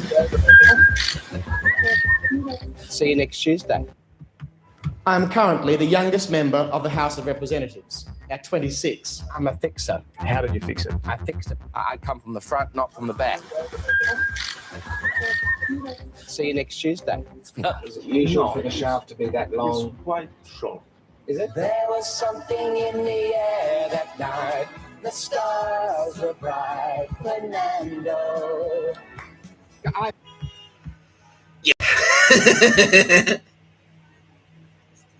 He's in there. He's a Malcom. He was in the Malcom Turnbull faction. Julie Bishop was in the Malcom Turnbull faction. Yeah. Fuck. I just thought of something. Yeah. So anyway, there's weird fucking creepy pedo shit happening. Fuck, I just thought of something. I forgot. That's right. It'll come out. Yeah. Anyway, so Malcom Turnbull sends in his weirdo dog shit surrogates for his dog shit weirdo kids, because that's the only way he can get to me now. And they start spying on me and pumping me for information and stuff, and also communicating Malcom Turnbull's wishes. Yeah. It's strongly suspected that Malcom Turnbull's a pedo. There's a connection. That's it. David Spears is an associate. That's how David Spears is connected to all of this dog shit. That's how David Spears is connected to the dog shit. Yeah. Because David Spears is dead, because David Spears was also strongly suspected, amongst many other reasons, but also strongly suspected to be a very fucking rampaging pedo. Yeah, he was disgusting. He was a massive fuck stick. And so he was in the Turnbull faction as well, because they were in a little clique. He was Sydney, the Sydney fucking well-to-do society secret male prostitution ring. Yeah. Child prostitution, child sex trafficking ring. Yeah. Disgusting. Same, Gareth Ward was in it. Gareth Ward was in that club. Gross. Anyway. That was the Malcom Turnbull faction, the pedo faction. It turned into the pedo. At the start, it was like he was kind of cool, like he was sort of progressive, like he was the Minister for Communications. By the way, he was the Minister for Communications. So that's mine. That's my portfolio to compete with me. What a faggot! unbelievable. The barista. And he's like, he's worth $200 million. He's like, no. As long as I'm better than Nick Tapscott. So he sends in Leone and Tristan. And they're actually connections of trusted friends. Yeah. And so I'm like, okay, they're friends of friends. I trust the people that they know. I don't have a reason not to trust them. I had no idea that it was like they were dog shit surrogates for fucking Malcom Turnbull's kids until recently. Were they legitimately expecting to figure out who they were? And I never did it, and it drove them fucking batshit nuts. Yeah. Why would I? Like, I don't know, who gives a shit? Fucking. But my thinking was like, if Malcom Turnbull's kids want to talk to me, why wouldn't Malcom Turnbull's kids just fucking pick up my phone numbers on the internet? So it's my email address. Just fucking call me. Fucking email me. That's in the letter to Meredith too. All of my contact details are on the fucking internet. Just call me, you fucking spastics. Anyway.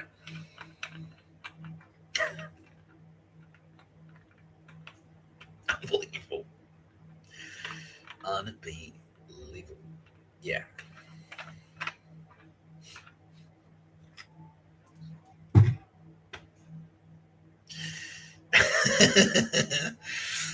Anyway, so he sent them in, and they're like, yeah, they're the ones that turn up. They're the ones that turn up on Christmas Day or near Christmas when I haven't been able to go back to South Australia for Christmas,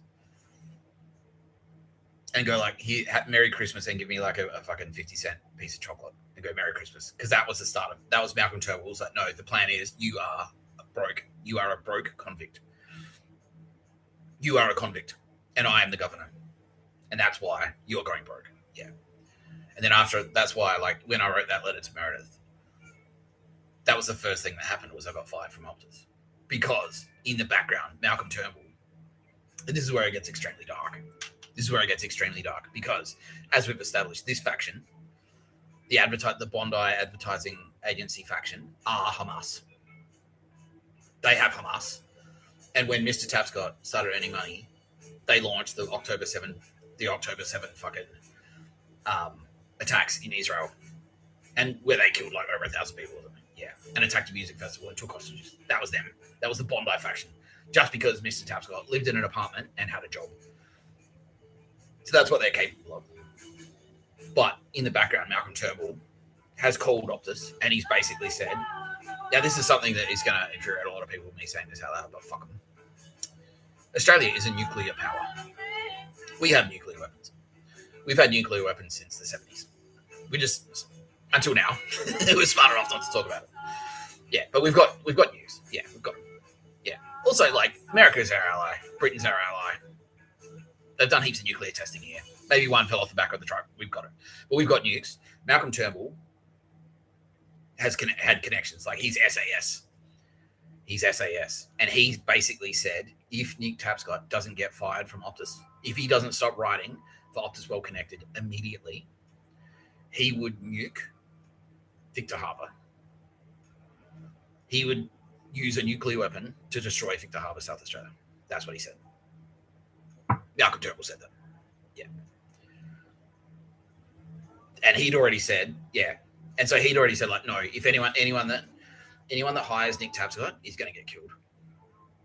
They're going to get killed. And so we were like, well, fuck. Maybe he's bluffing. Maybe he's not. But he's probably not, considering he's a fucking Fruit Loop. Yeah, with a doomsday fetish. He's the son of man. He's going to bring about a fucking apocalypse.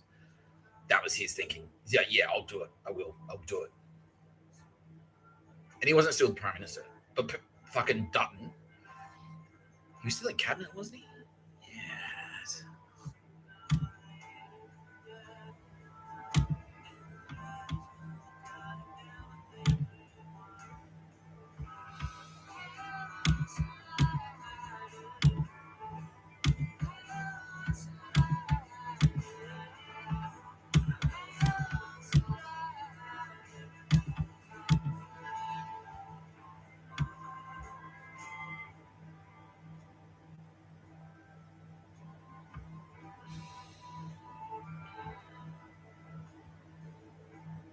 Yeah. So he lost the prime ministership. He quit. He left Parliament when he lost the prime ministership in 2018. But he was still active. He's still SAS. He was still SAS. And he was still going to meetings and stuff. He was still doing shit. Yeah. He was still doing a bunch of stuff. Yeah. So he was still calling the shots in the SAS, right? And he put the word out. It's like, no, Nick Tapscott is a convict. He's broke. He's going broke and he's going to prison. That's what he's doing. That's what he's fucking doing. And if he doesn't do it, we'll nuke Victor Harbor. Sorry, hold up. Keep coming. Yeah. We will drop it. We will use a nuclear weapon on Victor Harbor. Yeah. And don't forget that this faction had it realized, had been trying to kill that, and they're trying to kill me constantly. Yeah. And they can't. They can't. So Malcom Turnbull stopped trying to kill me. He stopped trying to kill me in like 2006 or 2007 when he got a warning from the Anzacs. Like, don't. Yeah, don't. If you, yeah, he'll be alive a lot longer than you. If you try and kill him, he'll kill you. We'll kill you. But when I wrote that letter, that was enough for him to go, I don't give a fuck. Yeah, and the SAS, all of them at the same time, said the same thing. Malcom Turnbull said, even though he's not the Prime Minister anymore, if Nick Tapscott doesn't stop writing out Optus, I will use a nuclear weapon to explode Victor Harbor. And meant it. And all of the SAS went, yeah. All of them. Yeah. They all went, yeah, exactly. We'll use a nuke. We'll nuke Victor Harbor. Peter Dutton. Yeah, Peter Dutton. Peter Dutton and Scott Morrison, who were Scott Morrison was the Prime Minister. Peter Dutton was the Deputy. Frydenberg was still in there. They were all on board for that plan. They were like, yeah, exactly. No, yeah. Yeah. Because Nick Tapscott, even though they are the pro-Tapscott faction, all of them, and the other thing, they're all agreed now that no, Nick Tapscott is a convict. We're the governors. All of them. Yeah. The SAS. Nick Tapscott is a convict, and we're the governors. Nick Tapscott's destiny is to be a homeless guy. He has to do the convict journey. He has to be a homeless guy who gets arrested for stealing food, goes to jail, and then gets transported. And then, after maybe 10 years, we'll release him from his servitude, and he can find fucking pasture or some dog shit. We'll let him build a fucking fibro shack on a paddock somewhere. Something like that. Yeah, that was it. Yeah. But yeah, immediately, yeah. And ScoMo personally made that call. He called Optus and said, if Nick Tapscott is still working at Optus by this time next week, we will use a nuclear weapon against Victor Harbor, South Australia. He did that. Yeah. He did that. Now, Queen Elizabeth was still the head of state of Australia. And the Governor General at the time was Peter Cosgrove. That's key, yeah. That's why, yeah.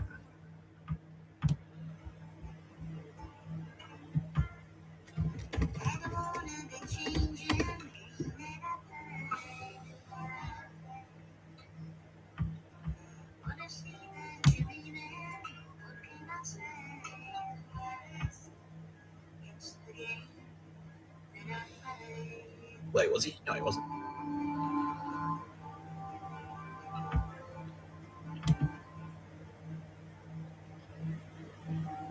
Yeah, okay. This was the Governor General at the time.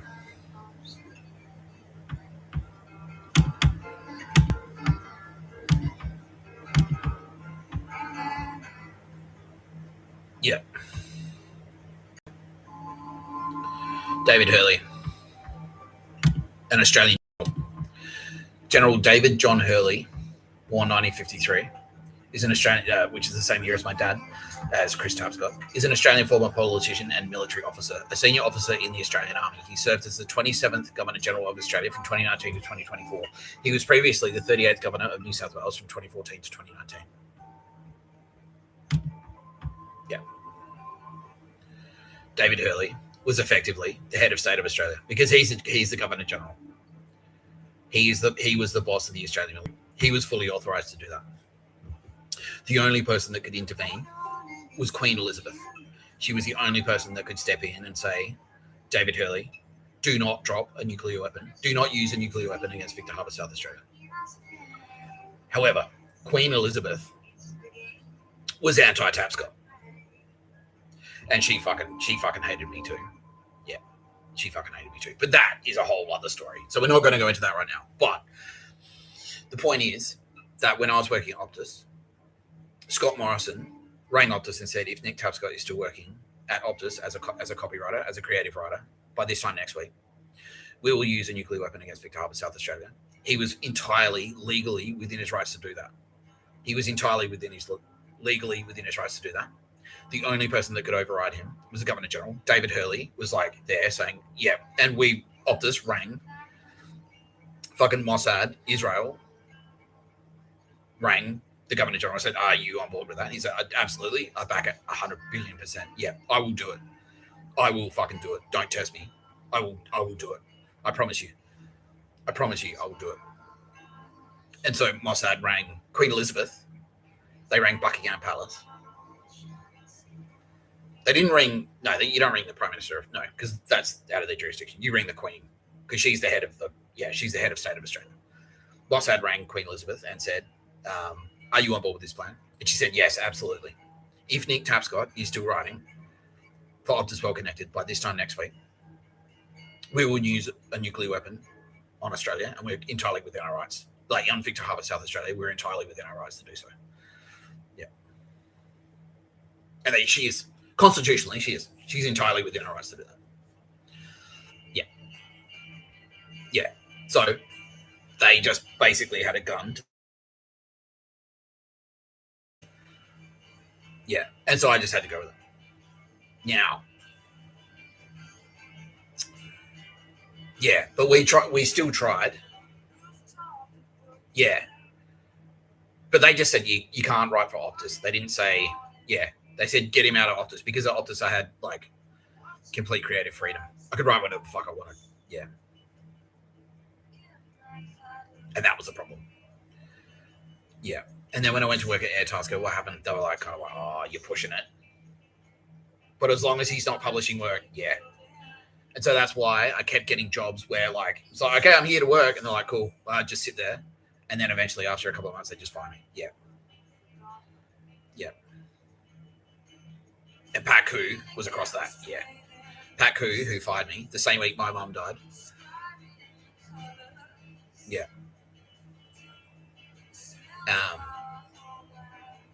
Yeah, Pat Koo, who fired me the same week my mum died, did so on the orders of Scott Morrison. Yeah. Yeah, and it was timed intentionally. It was like sucked in. Yeah, and it was to say, like, you're getting fired and your mum's dead for the same reason. Yeah.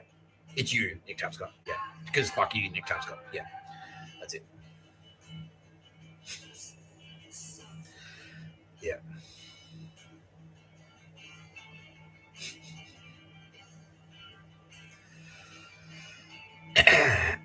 Yeah. The next job I had after that was Telstra. Yeah, and that was them. It was like, okay. Yeah. Because what happened, my people were negotiating. So Mossad and Mystery Agency, yeah, and Anzacs now were saying like, are you fucking sociopathic? What is wrong with you? You fucking spat. He's got to work though. And because we weren't necessarily across the like he's a convict plan, they didn't tell us about that until when did they tell us about that? Until when I was in jail. Yeah, yeah. So they ordered us to go to jail. They ordered me to go to jail. Yeah. And if I didn't go to jail, they nuke Victor Harbor. Yeah. Unbelievable. Unbelievable. Yeah. Right. So they said, okay, we'll get him into Telstra. Yeah.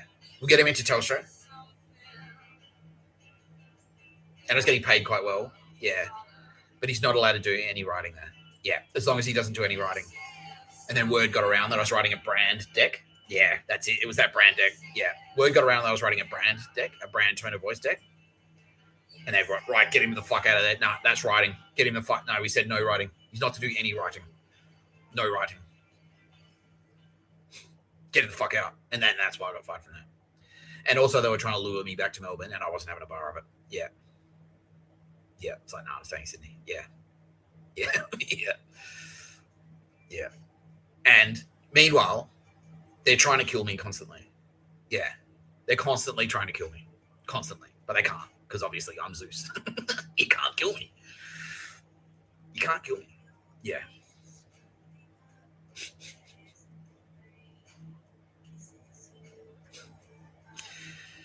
Fucking hell.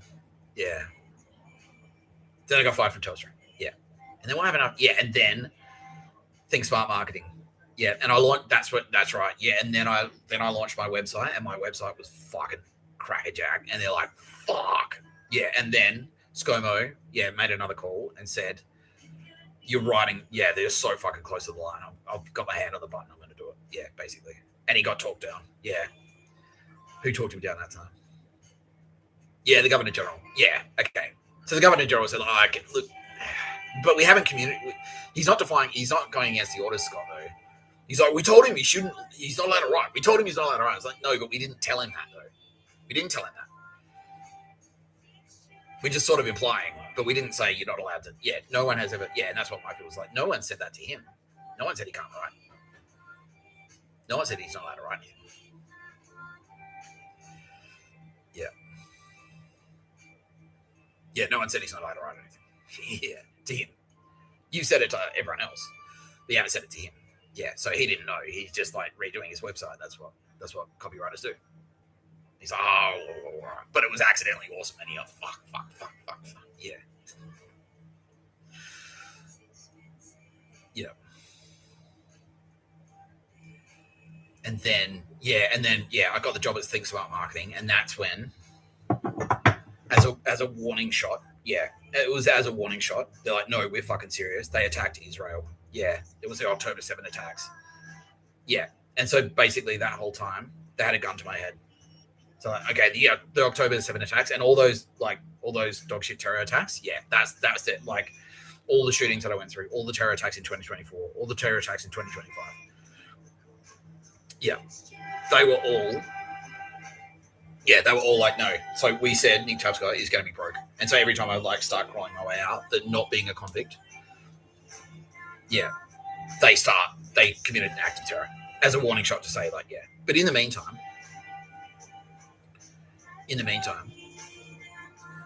so what we needed to do, because they had the gun, if he doesn't go to jail, we're going to use a nuclear weapon against South Australia.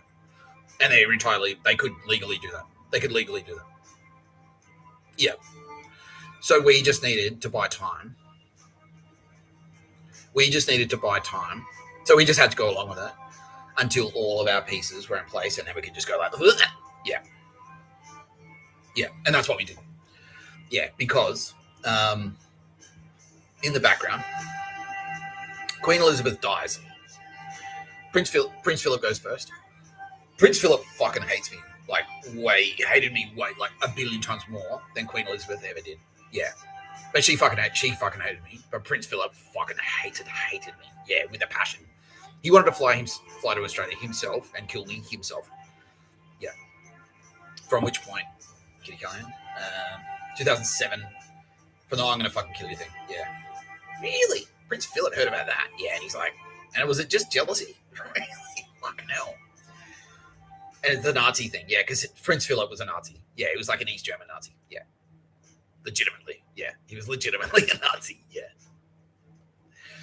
Yeah. Yeah, Prince Philip died. Like, from old age. Everyone remembers that. And then Queen Elizabeth died. Prince Charles is in the background going like, okay, like, yeah, just not saying anything because he knows, like, it's so tense. Yeah, he's like, okay, just keep, yeah, and Boss had like, just keep your mouth shut, dude. Like, we know you're on our side, just keep your mouth shut and just play it cool until you get that, like, just don't make any sudden moves. Just get the crown on your head, keep your mouth shut, play it, go fly under the radar, be cool, be calm, put the crown on your head, and then when everything's in place, we'll take action. We'll fucking take all these cunts down at the same time. Yeah. So Queen Elizabeth is now dead. As a result, Prince Charles becomes King Charles. King Charles appoints a new Governor General. The new Governor General is on board for Mr Tapscott. She's not a psychopath. She's not a sociopath. She's normal. She's normal.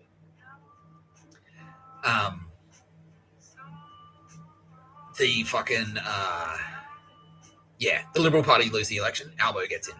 Yeah, so ScoMo's out at least. Now, Albo didn't want, no, he's like, no, I won't do that. No, yeah. But, yeah, okay, yeah. So that actually happened before. But he still, yeah, Albo said, yeah. Albo wasn't as hair trigger as Scott Morrison, but he did say, like, no, I will do that. Yeah, I will do that. Yeah, I will do it. I will nuke. Yeah, because all of them, they're all on board. Yeah, they're all like, nah. The opposition, yeah, both at the same time. The opposition and the government since 2017, since that Meredith Music Festival where I did the Terminator, were all on board with the plan that Nick Tapscott is a convict. They all were. Nick Tapscott is a broke homeless guy. That's it. Yeah. And then once we, the governors, release him from his servitude, maybe like 10, 15 years when he's 50, 60, we'll let him live in a Fribury shack. Yeah. That's it. Yeah. In a paddock. Yeah, that's it. Yeah. Yeah. Yeah, so the Liberal Party lose the election. Yeah, so Prince Philip dies, Queen Elizabeth dies. The Liberal Party lose the election. Albo's the Prime Minister now. He's not as psychopathic as Scott Morrison, but he is still like he's still a fucking undrungader, and he is still a cunt. But now the GG, his boss, is friendly to Mr. Tapscott, and so he's fucked. He can't do anything. Yeah, because he can't do any of that shit. She's the boss of the military now. Yeah. So now he's in there. He still fucking hates Nick Tapscott, and he'll do whatever he can. So when did Albo win the election?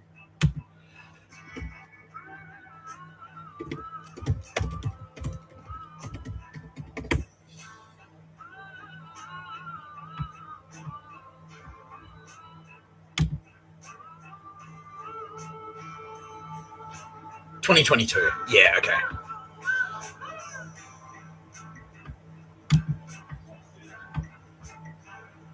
So that would have been a turn. Yeah, so that's why I was able to go to work. Yeah. So it was at the end, yeah.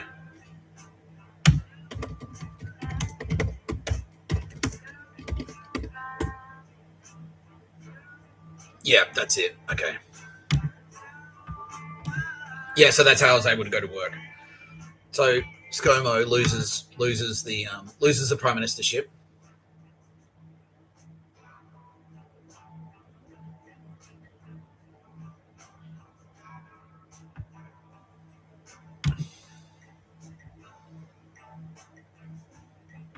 Yeah.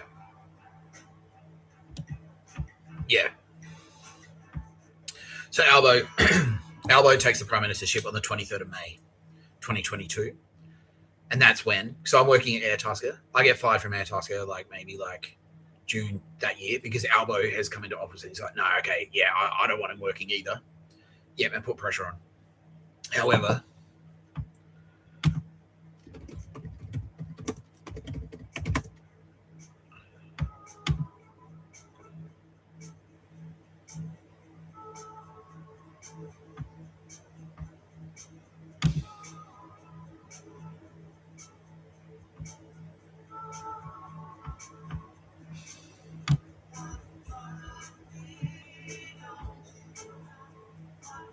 okay, right.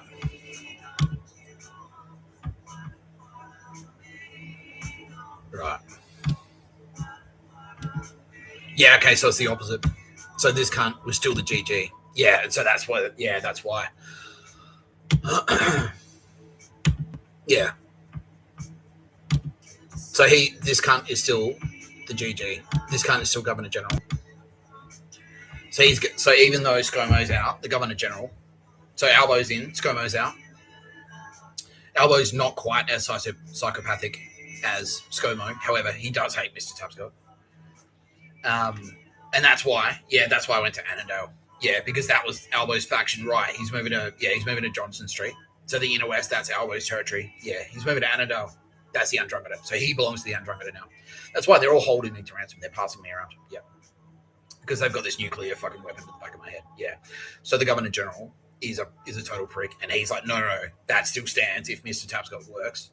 If Mr. Tapscott isn't a broke homeless guy, we'll take action and nukes are still on the table. Yeah, nukes are on the table. Yeah. Yeah. When did Queen Elizabeth die?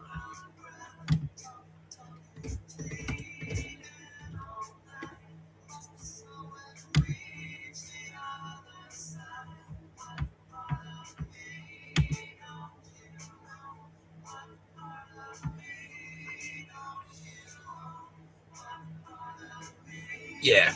Okay, so the Queen died. So ScoMo loses the Prime Ministership. The Queen dies later that year. Yeah. Yeah. And that's right, yeah. Okay, so Pat Koo, the CD who fired me the same week my mum died. Yeah. The CD who fired me the same week my mum died did so on the orders of Anthony Albanese because Pat Koo is from the inner west. Yeah, that's it. Yeah. Yeah.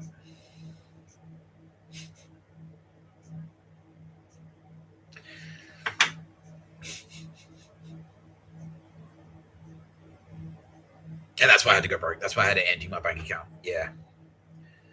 Yeah. That's why I had to empty my bank account. Because they ordered it. Yeah.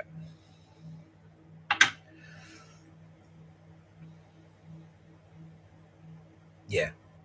So now Albo's in there. The GG still fucking hates me. And he's still the boss of the Australian military. But his boss now is King Charles. And King Charles is not a fucking idiot. But he still has to play along with them because he's got problems in his own country. Because Richie Sunak is the PM of the UK. And he still has to consolidate it. King Charles now has to consolidate his power. Because he's inherited a hostile parliament. Because Rishi Sunak doesn't like King Charles. Because Rishi Sunak is a fucking Nazi. And King Charles is a fucking famed anti-Nazi. Yeah. So you have to get rid of Sunak. MI6 fucking hate King Charles. They're trying to kill him. They've tried to kill him. MI6 have tried to kill King Charles 137 times. We got to decamp first, though. Yeah, in the end, we got to decamp first. Yeah, we got to decamp first. Yeah. Yeah. Yeah. Yeah. And so we couldn't replace the GG. So how do you replace the GG? You can't just sack them, can you? No. You have to wait till their term ends. Yeah. Yeah, they've got a term. Yeah, okay. So once Sam Mostyn was in, so we had King Charles. We had to wait for King Charles to get in. We had to wait. And meanwhile, I'm fighting fucking battles everywhere. It's one battle after another, just like the movie. Yeah. Because these are just the Australian enemies that I've got. Because I'm still fucking battling fucking Naruhito in Japan. And I'm also battling fucking Joe Biden. Joe Biden and Kamala in the United States. So basically, yeah, we had to wait until. So I just had to go with the flow. I just had to do whatever the fuck they said. Yeah, because basically they were holding Victor Harbor to nuclear ransom. Yeah, they were going to nuke Victor Harbor. Yeah, yeah, they're holding it to ransom. Yeah. So I just had to do whatever they said. Yeah, and we've established as well. Yeah, and so once I started crawling out of the hole, and I got the job at Think Smart Marketing, and I got like a better apartment. They went, we will show you how little we're bluffing. And then the October 7 attacks, yeah, in 2023. So that was Albo. Albo was across that. Yeah. Even though he's not SAS and they fucking hate him. He still was like, yeah, cool, that's a cool idea. Yeah. Because as much as I hate the SAS, I hate Nick Tapscott more. Yeah. And I hate Israel. Yeah. I hate the Jews. Yeah. Yeah. Yeah. Yeah. So, yeah, we had to. Because they're like, well, yeah, fucking try it. Yeah. So that was like a warning shot. And then they started doing all those fucking terror attacks in the background. Every time I kind of went against their wishes, they would do a terror attack, which I've run through. Yeah. So we had to wait until Queen Elizabeth died, King Charles gets installed king. We had to wait until Sam Mostyn gets installed as Governor General. We had to wait until Joe Biden loses the White House. And Donald Trump takes it with J.D. Vance as his vice president. Because J.D. Vance is actually the FBI. Yeah. We had to wait for Rishi Sunak to lose the election to fucking Keir Starmer. So now we've got King Charles. In the UK, we've got King Charles, we've got Keir Starmer. In the United States, we've got J.D. Vance. And we've got, we've got J.D. Vance, basically. And the senior military officials. We've got, we've got J.D. Vance, and we've got like a secret Secretary of Defense.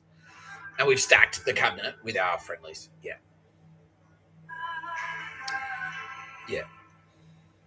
And then in Australia, we've got Sam Austin. We've still got Albo.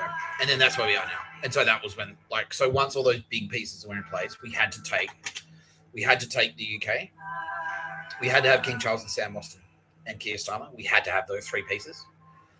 We had to have Donald Trump and J.D. Vance in the White House. And then we could start fucking pummeling one at a time in the right order, because the SAS are still dangerous and they were still committing terror attacks. We can start dismantling one by one the enemies. Yeah.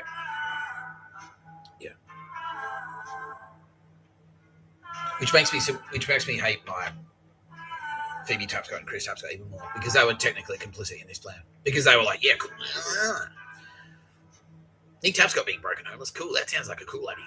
And Chris Tapscott was across the Nick Tapscott being broke, and that's why I wouldn't give you any money. Yeah. You have to be broke because you're a convict. Yeah, that was him. Yeah, he was across that. He was like, yeah, sick. What a fucking cunt. Yeah, and it's also why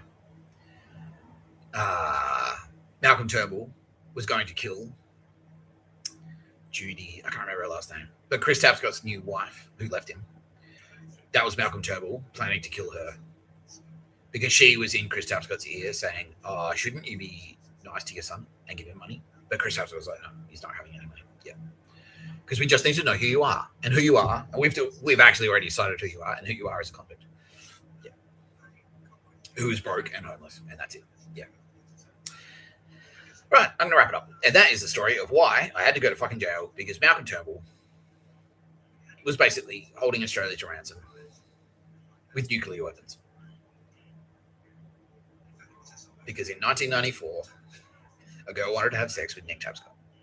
And that's why I'm kind of shy and awkward around girls, because if you bang the wrong one, your hometown might get nuclear weaponized. Fucking 20 years later. 30 years later. 30 years later, they might use a nuclear weapon to evaporate your hometown. What? You'll be watching that picture podcast by Mr. Tapscott. I'm Mr. Tapscott.